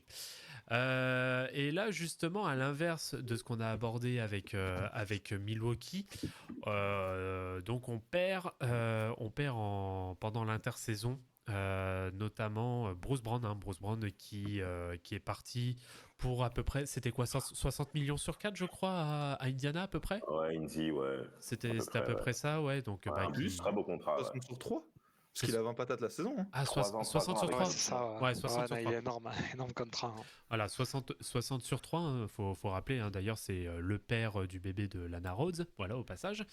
Le père du bébé de qui? De Lana Rose, je te laisserai faire tes recherches. J'y vais immédiatement. Attends un peu. Mais pourquoi? C'est quoi votre problème? Crois-moi, attends un peu. Oui, attends un peu. Va en navigation privée, par contre. Ouais, va en navigation. Ah ouais. Oh, ah ouais, le gros. Ah ouais. Oh, putain. Enfin bref. Bon, bref, passons. Donc il y a sa perte à lui, il y a la perte par la suite aussi de Jeff Green, et malheureusement c'est quand même, alors surtout pour Christian Brown, ça y est, j'ai perdu son nom, voilà, ça y est, tu m'as déconcentré, Damas, là. Donc voilà. Pour Bruce Brown, voilà, qui a été quand même d'un très très gros impact pour le titre 23, donc qui n'est pas remplacé. Derrière, il y a eu des extensions plus que max, hein, pour le coup, enfin quasiment. Alors, déjà extension max pour Nikola Jokic, bon, là il n'y a pas de scandale, hein, j'ai envie de dire. Et pareil par la suite, hein, pour Jamal Murray. Alors là, je pense que c'est un peu plus discutable, hein, pour le coup. Et on va bien sûr aborder le cas de Michael Porter Jr. Michael Porter Jr., voilà, qui a aussi été rallongé. Je pense que ça va être l'un des axes. Je vois surtout Rafik. D'ailleurs, sa lumière s'est éteinte. Qui disparaît carrément. Voilà, qui a carrément disparu. Donc compliqué quand même l'été 23 de Denver, parce qu'après en termes de signature, en termes de signature derrière, on dit André Jordan qui re-signe. Génial. Après on a zéro signature, quoi. Enfin zéro vraie signature. C'est que après des petites signatures de contrat 10 jours. Voilà, il y a malheureusement pas grand chose. Après, donc on voit ce qu'il en a été de la saison 23-24 du côté de Denver. Bon, ça se termine en 7 contre Minnesota. Bon, malgré tout, on a quand même eu le droit au Jamal Murray contre les Lakers au premier tour, hein, comme d'habitude. Oui. Il n'y a que là où il est fort. Mais pareil, derrière, on va avoir de la perte, et notamment une autre perte significative qui est celle de Kentavious Caldwell-Pope, qui part du côté d'Orlando. Et donc là, maintenant, depuis le début de saison, on a Denver qui est sur un bilan de 4-3, 9e de la conférence Ouest. Après, il y a beaucoup d'équipes en 4-3 à l'Ouest. Oui. Alors après, c'est sûr que c'est pas la même configuration que la conférence Est. C'est certain. Mais pour suivre les propos de Quentin, c'est vrai qu'ils sont à 4-3 comme beaucoup d'autres équipes dans la conférence Ouest, mais regardez la manière avec laquelle les Nuggets gagnent leur match. Je crois qu'il y a eu 3 prolongations. C'est vraiment tiré par les cheveux. Ah oui, c'est compliqué. Ah non, c'est vraiment dur pour que Denver puisse remporter un match. Et quand Denver les perd, il n'y a absolument rien à dire. La défaite face à OKC First Week et tout, mais tu voulais dire quoi? Il n'y a pas photo. Là, on voit vraiment sur le fait que Calvin Booth ne parle pas dans la même pièce avec Sam Presti. C'est incroyable. On a l'impression qu'on a OKC qui a très bien travaillé son équipe sur les axes forts où il fallait les déployer. Et ce qui a manqué du côté de Denver, c'est même déjà dès l'été 23, où malheureusement, Jeff Green, qui fait mal aussi dans la rotation 3-4, hein, sur les ailes. Jeff Green, et puis il faut rappeler aussi cet été, Reggie Jackson qui fait partie du trade à 4, là où il y a Klay Thompson qui part à Dallas et compagnie, là, tout le micmac. Lui, il part à Charlotte, quoi. Il part à Charlotte pour après repartir, je crois, après aussi ailleurs. Oui. Mais après, il a été... Voilà, bon.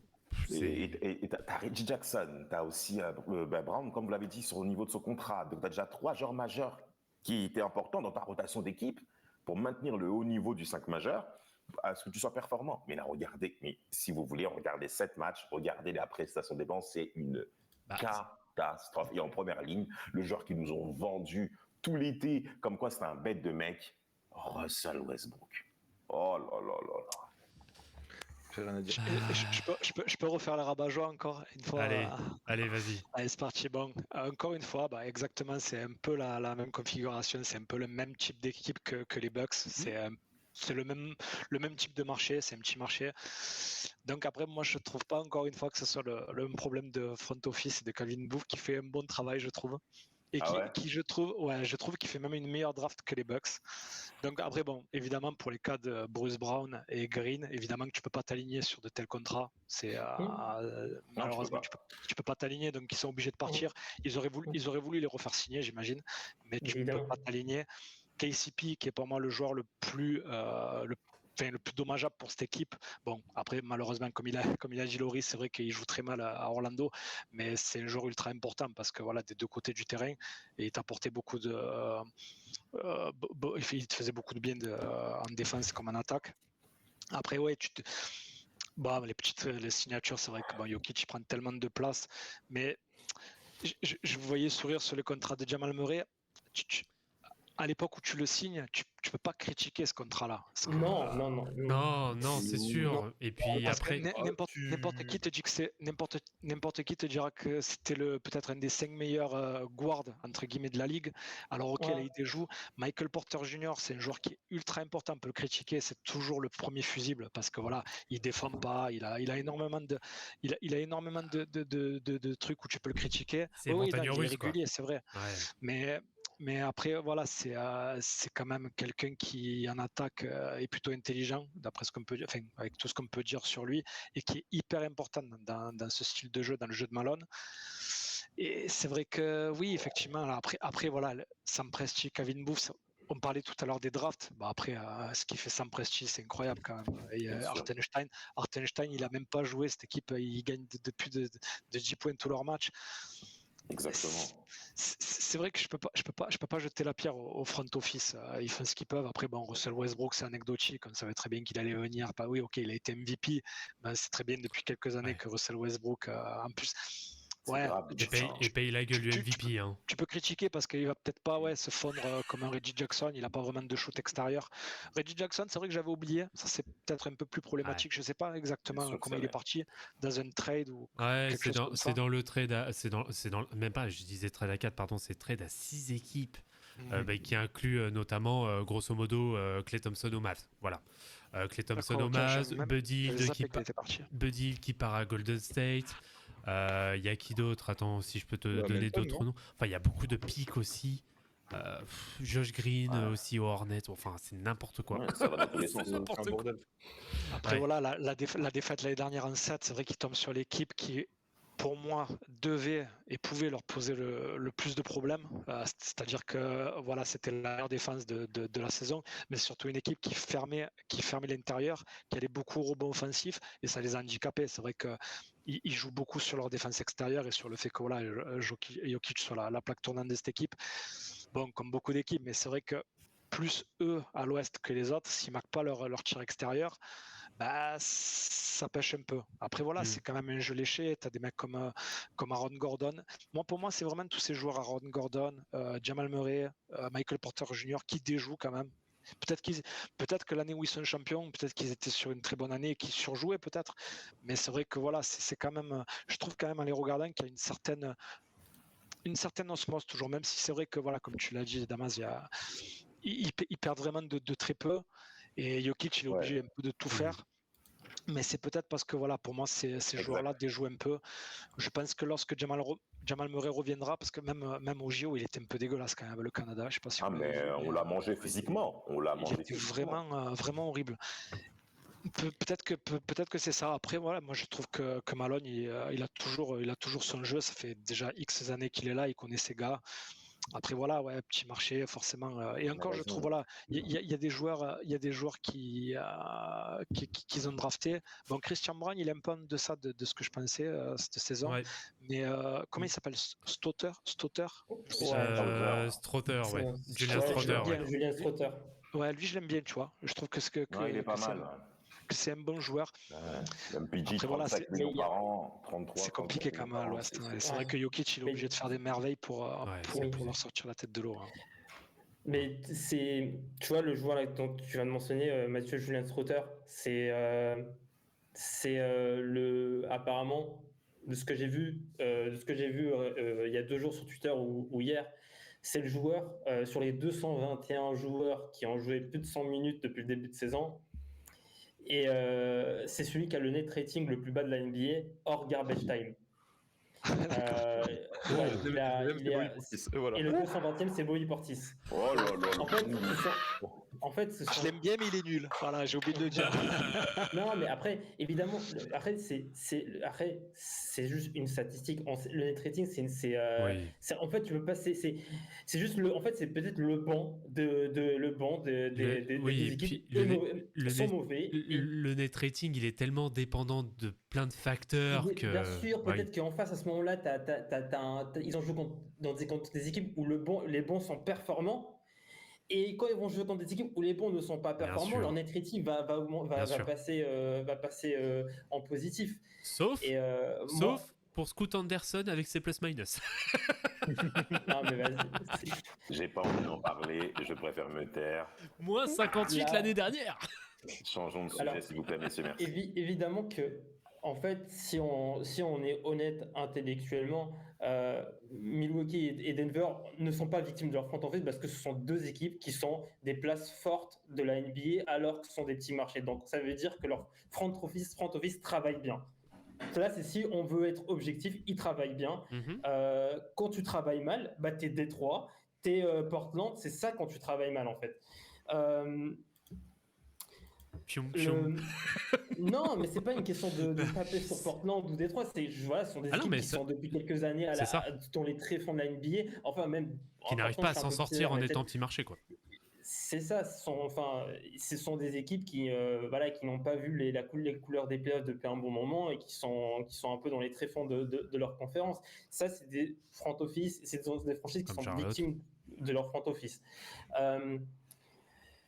Pour Denver, en fait, là où peut-être pour moi le front office est peut-être un petit peu plus blâmable que celui des Bucks, c'est par rapport à Michael Porter Jr. Pourquoi ? Je dis pas que Michael Porter Jr. est un joueur qui n'est pas bon, il est bon, mais c'est que quand tu lui donnes un contrat presque à quoi 170 millions presque.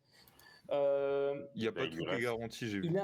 Il y a peut-être, c'est quoi, c'est 4 années garanties ? Il a 35 millions de dollars. C'est une dinguerie. Faudrait revoir parce que là, en gros, avec la saison actuelle, il lui reste 3 ans de contrat. Oui, c'est ça. Quasiment 36 millions cette année, 35, 38 l'année prochaine. 38, 40. Et 40. Ouais, quasiment 41. Mais il n'y a que 86 millions là qui sont garantis. Donc il y a une part qui n'est pas garantie, mais il faut voir. Même 86 millions sur quoi ? Sur les 110 millions restants. Ouais, je pense qu'il doit avoir un quota de match à faire, je pense, un truc du genre. Ah bah j'espère bien. Je laisse finir et après je rebondirai. Ouais. Bah tu vois, en fait, moi, là où j'aurais été un peu plus prudent et je me serais permis d'aller au clash avec le joueur, c'est que c'est un joueur qui a un peu le dos en compote sur les années précédentes. Hein. C'est pas il a 2 saisons, enfin il a peut-être 1 ou 2 saisons blanches avant de signer ce contrat. Il a une grosse saison blanche. Ouais, c'est un joueur qui. Allez, peut-être que. Bon, là, c'est peut-être du délit de personnalité, mais c'était aussi un joueur qui parlait un peu fort alors qu'il avait encore rien prouvé en NBA. Tu vois, tu avais des arguments pour un peu partir au clash avec lui et essayer de négocier un contrat au rabais, tu vois, à 20-25 millions l'année au lieu de 35 à 40 millions l'année. Et s'il avait refusé, au revoir et peut-être que ça t'aurait laissé de la place pour garder un Bruce Brown et KCP. Et peut-être que les deux, collectivement, ça aurait été mieux que MPJ. Mais bon, voilà, on est toujours après coup. C'est peut-être le seul bémol que je donnerais au front office de Denver. Mais sinon, après, en vrai, Denver travaille bien. Ouais. Vas-y, Quentin. Ouais, bah... Tu vois, je vais pas contredire, ce serait malhonnête de dire que le front office de Denver a mal travaillé parce que avec tous les joueurs qu'ils ont réussi à ramener, qu'ils ont réussi à faire un peu exploser, tu vois, même des mecs comme Peyton Watson, tu vois, des mecs Christian Braun, tu vois, des mecs comme ça où bon de base voilà, tu vois, personne savait qui c'était, ça c'est devenu des bons joueurs de rotation. Tu vois, Petit Dozier aussi. Ouais, mais tu vois, plein de mecs comme ça, tu vois, ils ont bien travaillé, tu vois, moi, là où ça me fait un peu chier au niveau des salaires, tu vois, là où je trouve qu'ils ont justement un peu mal travaillé, c'est du coup, t'as pas pu garder Bruce Brown parce que ça coûtait trop cher. KCP, pareil, alors que t'avais déjà perdu Bruce Brown, du coup. Et tu vois, là où ça me fait chier, c'est, tu vois, là, tu parlais de Michael Porter Jr., qui a signé un gros contrat,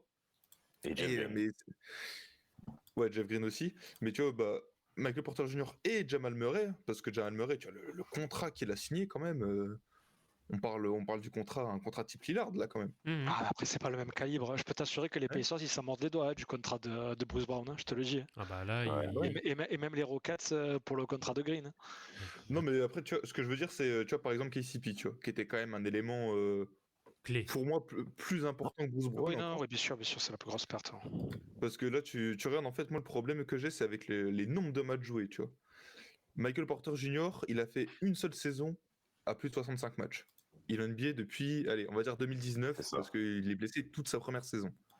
Il a fait deux saisons quasi blanches, une saison à 9 matchs. Ouais. Et il y a beaucoup de blessures, quoi. Il y a juste l'année dernière, il joue 81 matchs. Bon, c'est déjà ça. Et Jamal Murray, depuis la saison 2020-2021, Jamal Murray, il a fait une fois 65 matchs. Et c'est tout, tu vois, même l'année dernière, il joue 59 matchs. Du coup, il y a la saison 2020-2021 où il se blesse, il en joue 48. La saison d'après, il joue pas du tout. Et moi, le seul problème que j'ai du côté le front office des Nuggets, c'est que tu as donné beaucoup d'argent à ces mecs-là, qui ont été très importants dans ton titre. Je vais pas remettre ça en question. Mais tu as donné beaucoup d'argent à ces gars-là, peut-être trop. Tu vois, je pense à Jamal Murray, je pense que c'est trop. Et t'as pas pu garder des mecs tout aussi, peut-être pas tout aussi importants, mais très importants comme KCP cette année. Parce que voilà, t'as plus de thunes, et du coup ça fait que t'es obligé de prolonger DeAndre Jordan comme ton premier backup pivot, alors que DeAndre Jordan, c'est plus le DeAndre Jordan qu'on a connu, quoi. Il commence à être fini, l'ancien, tu vois. Il est plus que fini, même. Ah bah oui. Même si l'année dernière encore. Il a montré 2-3 trucs l'année dernière. Après, tu sais que Jokic, il va jouer. Pourquoi des mecs comme ça, ils sont en NBA? Comme qui? Mais vas-y, pourquoi des mecs comme ça ils sont en NBA alors que mon Marcus il est dehors en train de galérer là? Moi ça me fait chier des mecs pourris comme ça, ils sont là parce qu'ils sont copains, copines avec je ne sais qui. Ils ont rien à faire avec un contrat dans la ligue ces mecs. Mais vas-y frère, comme c'est le meilleur ami qui matin, il m'a pas assez donné de ballon. Et tu vois, je vais finir sur un autre gars. Il y a des trucs comme ça. Je voudrais finir sur un autre gars, tu vois, alors que toi Vladimir, tu connais mon amour pour ce joueur, tu vois, mais faut être honnête. Bon, il sort d'un bon match. Ouais, c'est un très bon match. Mais voilà, tu vois, je pense que Russell Westbrook, c'est une erreur. C'est une erreur de casting pour ces Nuggets. Colossal. C'est un meilleur joueur que Reggie Jackson, hein. On va pas comparer les deux. C'est un bien meilleur joueur, grand joueur quand même, n'en déplaise à ses haters. Mais dans le système qu'il faut aux Nuggets, mais Reggie Jackson est 10 fois plus important parce que Russell Westbrook, on en a parlé, il n'y a toujours pas de shoot. Alors ok, en défense, c'est mieux que Reggie Jackson, tu vois. Puis même là, j'ai vu, il a quasiment 2 interceptions par match. Ouais. Il se donne toujours en défense. Mais bon, là, les pourcentages, je parlais pas de Connaughton au début, c'est catastrophique. Ils sont cataclysmiques. Il a fait 2 bons matchs là pour l'instant. C'est le début de saison. On sait que les débuts de saison de Westbrook, ils sont toujours à chier. Mais là, on l'a vu les dernières années. C'est clairement plus le joueur qu'il était avant. Là, en plus, il est venu aux Nuggets. Il n'est pas venu aux Nuggets pour être encore une tête d'affiche. Là, il est venu aux Nuggets. Après, c'est fait trade des Clippers et c'est fait cut une 2e fois au Jazz. Après, vous avez les contrats sous les yeux de KCP et de Westbrook parce que voilà. Après. Alors là, Westbrook, il a 3,3 millions. Ouais, voilà. Il est à 6 millions sur 2 ans, quoi. Ça vaut strictement rien, quoi. C'est un coup que tu peux faire. KCP, il doit avoir un gros contrat à Orlando Magic, je ne le connais pas non plus, je ne vais pas vérifier. Ouais, c'était 22-21 millions, mais tu vois, justement, c'est pour ça que je parlais de MPJ. Il t'apporte moins de variété de jeu que MPJ, tu vois, en attaque. C'est-à-dire que, ok, c'est une très bonne 3NG. Bon, après, là aussi, j'ai l'impression que, comme l'a dit Loris juste avant, mais j'ai l'impression que l'Orlando Magic est en train de se mordre les doigts et il est en train de perdre énormément de minutes au profit de Jalen Suggs, malgré le fait que Banchero soit blessé. Bon, après, ça, tu peux pas savoir. C'est vrai que j'imagine que les Nuggets auraient préféré garder KCP. Mais après, voilà, le choix en lui-même, ok, peut-être que tu peux donner moins d'argent à Jamal Murray pour en donner plus à KCP pour le garder, c'est possible. Mais c'est vrai que dans le fond, si tout fonctionne bien, je trouve que les choix sont bons, tu vois. Et après, voilà. Après, bon, les contrats, même avec le fait que voilà, maintenant la Ligue donne plus d'argent, ça dilue un peu, tu vois. Mais Russell Westbrook, après, on va pas. Je trouve que défensivement, il est très bon. Et pour le contrat qu'il a, vraiment, on peut vraiment pas lui jeter la pierre. C'est un joueur extraordinaire. Et c'est vrai que oui, c'est assez anecdotique. Tu le prends, tu fais le coup, tu vends des maillots en plus, donc bon. Dans tous les cas. Selon moi, pour suivre tes propos, Mathieu, si tu me permets, non, Denver est peut-être même plus en danger que les Bucks dans la mesure où la concurrence dans la conf Ouest est beaucoup plus lourde que dans la conf Est. Et si vous regardez le bilan des Nuggets, au-delà des chiffres 1-7, 1-6 ou 2-3, je sais pas, ou 3-4, ils ont battu Brooklyn 2 fois. Ils ont battu Utah qui est à la rue aujourd'hui à l'Ouest. Donc ils ont battu que des équipes de l'Est, mais toutes les équipes... C'est les Raptors qui ont battu 2 fois. Les Nets, c'est les Raptors, merci. Ouais. C'est les Raptors qui ont battu 2 fois, mais toutes les équipes de l'Ouest qui ont un certain niveau, c'est défaite. Et des défaites...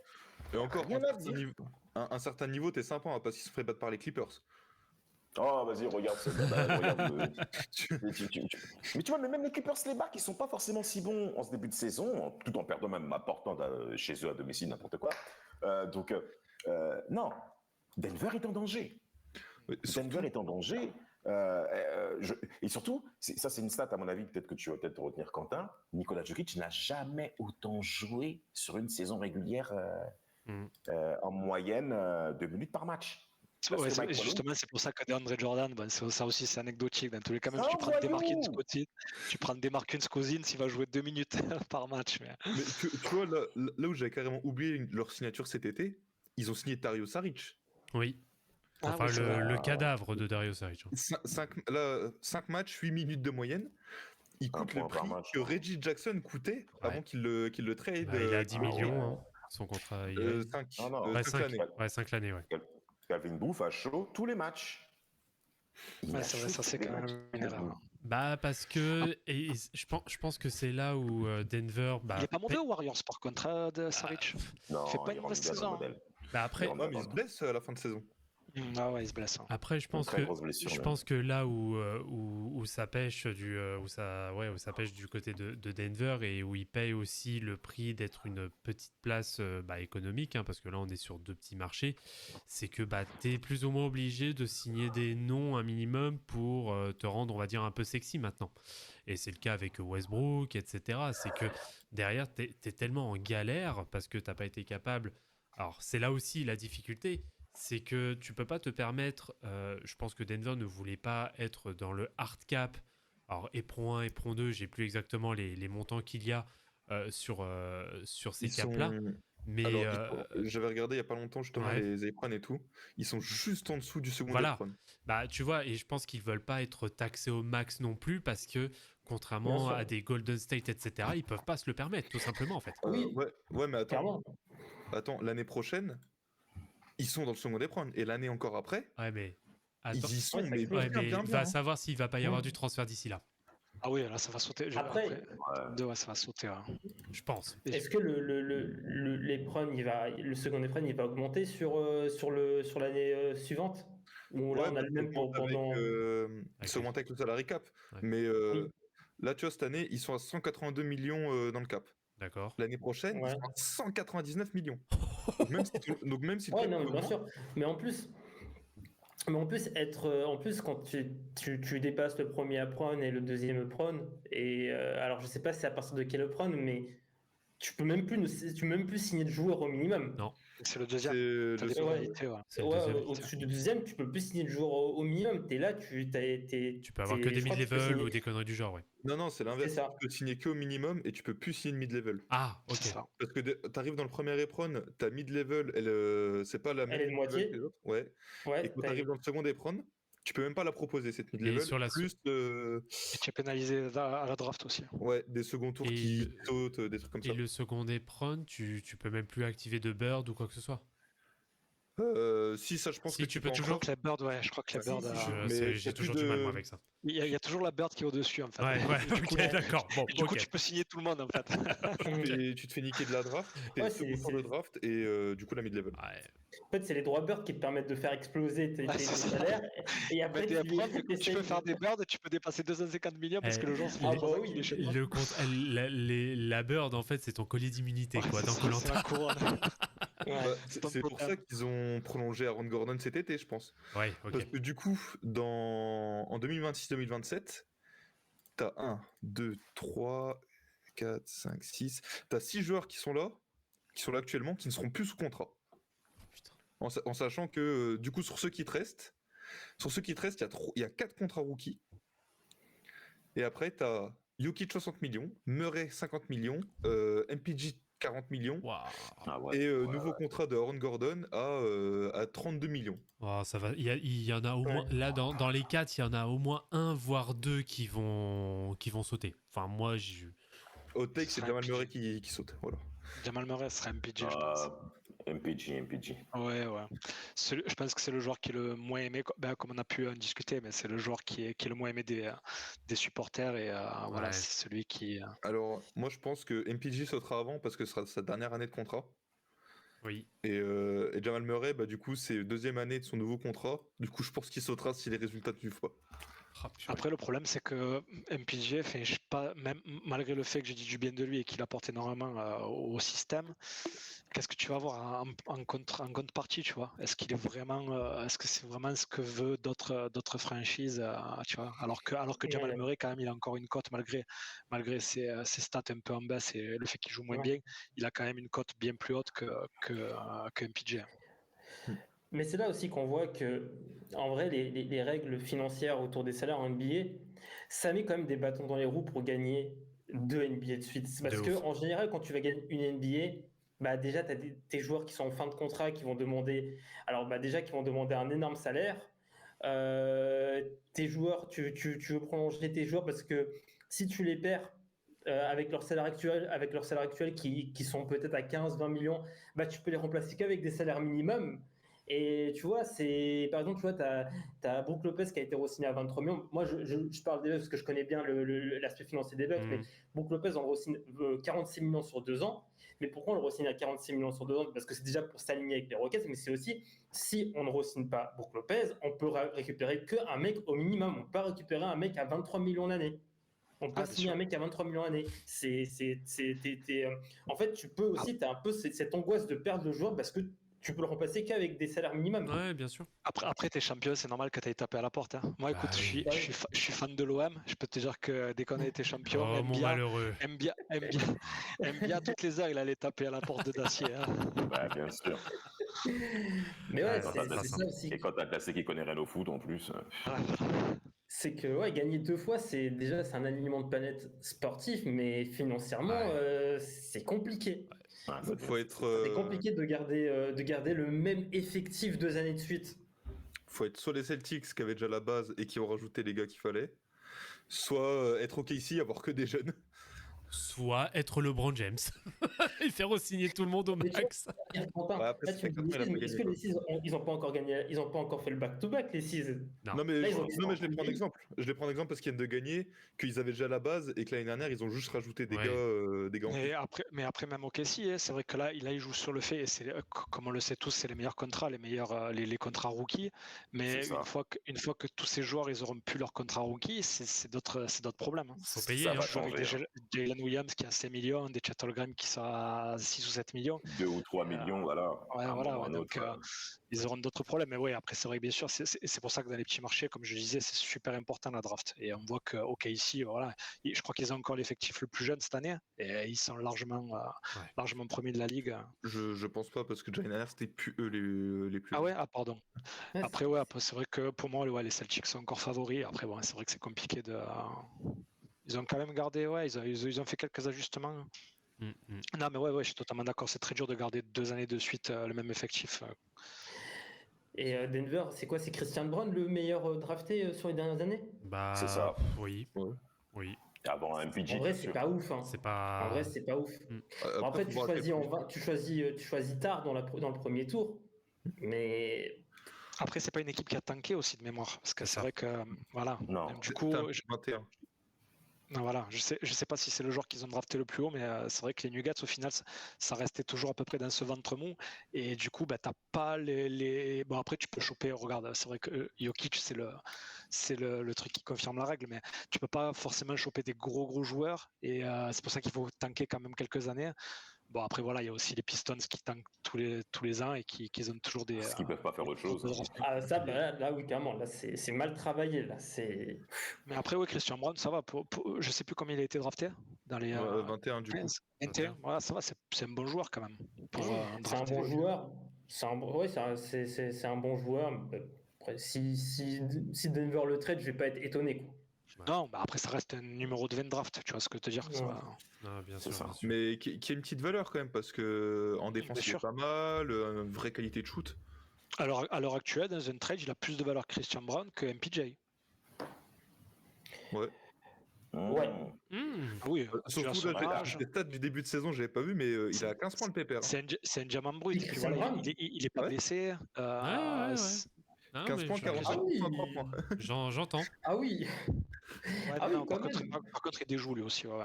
Bon défenseur. Après, c'est vrai que 15 rebonds, 5 rebonds, il est là, le Christian Braun.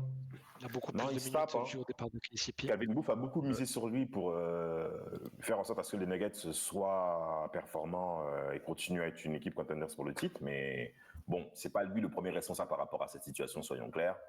Va falloir que Jamal Murray et MPJ se remettent à niveau très rapide. C'est ça. Et Aaron Gordon aussi.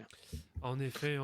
Bon, bah voilà, n'hésitez pas, bien sûr, aussi, auditeurs, auditrices, viewers, vieweuses sur YouTube, de nous faire part aussi un peu de vos avis sur cette question, savoir si les front office sont les véritables coupables pour les Denver Nuggets et les Milwaukee Bucks, ou plutôt les joueurs ou d'autres facteurs, si vous avez aussi d'autres choses à nous partager. Eh bien, écoutez, très bien, messieurs.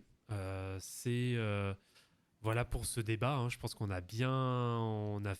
je pense que sur le débat, on a dû faire 45 bonnes minutes. Donc, je pense que ça a été bien constructif. Mais c'est intéressant parce que c'est pas forcément des sujets aussi qui sont forcément abordés. Donc, c'est là aussi tout l'intérêt de ce genre de débat. Et on sait que Rafik voulait taper sur Milwaukee, on sait qu'il voulait taper sur Giannis, donc on lui a fait plaisir aussi au passage. Non, moi j'ai défendu le front office de Milwaukee. Oui, tout à fait. Non, tout à fait. Eh bien, écoutez, merci messieurs pour ce nouvel épisode. Et avant qu'on se quitte, bien sûr, je vous laisse chacun donner votre dernier petit mot de la fin. Mathieu d'abord. Moi, un dernier mot, j'aime bien toujours. J'allais dire lui Holding, mais bon, ça fait un petit moment qu'il est plus en NBA. Non, après, je sais pas. En tout cas, déjà, merci. Merci pour l'invitation et j'espère que j'ai pas trop parlé non plus. Mais oui, s'il y a une autre prochaine fois, c'est vrai que ça tombe malheureusement le jour où je dois m'entraîner, mais s'il y a une prochaine fois, avec grand plaisir. Donc, le dernier mot de la fin, merci à vous tous. La porte est grande ouverte. Tu es le bienvenu quand tu merci. Et merci d'ailleurs d'avoir accepté aussi cette invitation. Quentin ? Moi, je vais juste souhaiter un bon rétablissement au GOAT Greg Popovich. Oui. Tout à fait. C'est vrai qu'on ne sait pas trop ce qui se trame le concernant. J'ai vu en gros, il a la crève. Ok. Mais vu qu'il a 80 balais, au Moyen-Âge, t'en mourais. Tu pouvais mourir d'un rhume. Déjà au Moyen-Âge, il n'y en avait pas beaucoup à 80 balais, je pense. Grave. Mais non, mais comme c'est une personne qui commence à être très âgée quand même. Normal.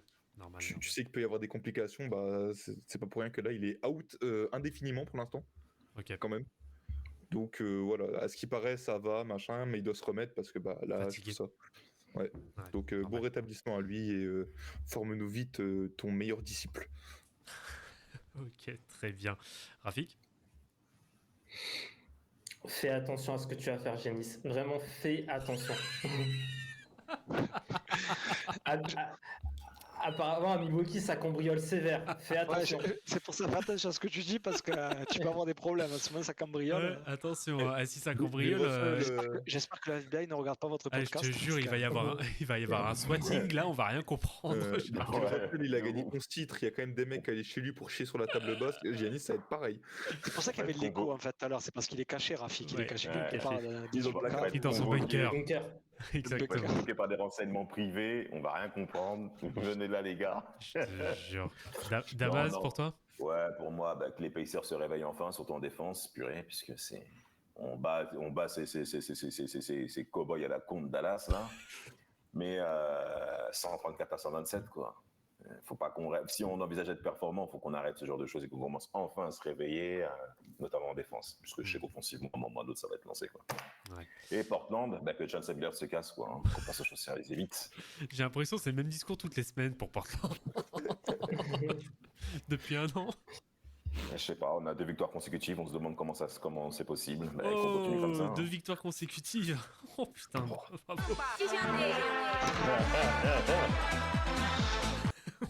Bien joué. Aïe aïe aïe. Bon bah écoutez, parfait messieurs, merci pour ce nouvel épisode. Oui, tu sais quoi Damas, 2 victoires consécutives, c'est 2 victoires de plus que les Sixers. Ah, vas-y, ta gueule. Vas-y, toi. Quentin, je t'aimais déjà, mais là. Vas-y, toi. Moi, tant que ces individus perdent. C'est normal, en même temps, on a Paul George. Tu m'étonnes. Tu m'auras de faire le mec, toi. T'as de la chance de l'avoir. tant que j'ai gagné à Indiana, moi tout va bien. Ah ouais, c'est vrai. Ouais, putain, Tyrese Maxey, putain, il était exceptionnel. Ouais, super soirée. Et bah écoutez, messieurs, merci bien une nouvelle fois pour ce nouvel épisode. N'hésitez pas, bien sûr, à suivre sur Instagram, _step. Le compte Triple Step donc de Mathieu, si vous voulez avoir donc tu fais surtout des interviews toi, c'est ça hein? Ouais, je fais des interviews, Triple Step, donc marché, en fait c'est un marché tout simplement. Mais je fais des interviews, je fais un peu du contenu, juste voilà ce qui me plaît.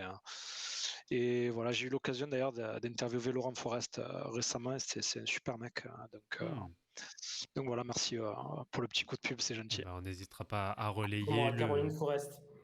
Oh waouh, wesh, pourquoi tu vas sur ce genre de truc, toi? Et bizarrement, Damas, il a disparu, là. T'as cité son nom, il a disparu direct. Alors, en tout cas, on n'hésitera pas, bien sûr, aussi à partager ton compte Instagram directement dans la description. C'est gentil, merci, je ferai la même chose. Juste en dessous. Eh bien, écoutez, messieurs, merci une nouvelle fois. N'hésitez pas à nous suivre, bien évidemment, sur les réseaux sociaux, que ce soit sur Twitter ou X et sur TikTok, Forever Podcast, et sur Instagram, Forever le podcast, où on essaye de produire du contenu assez régulièrement. Merci une nouvelle fois à tous. On se donne rendez-vous à mercredi prochain. Et surtout, comme d'habitude, n'oubliez pas que la vie est une fête. Ciao, ciao!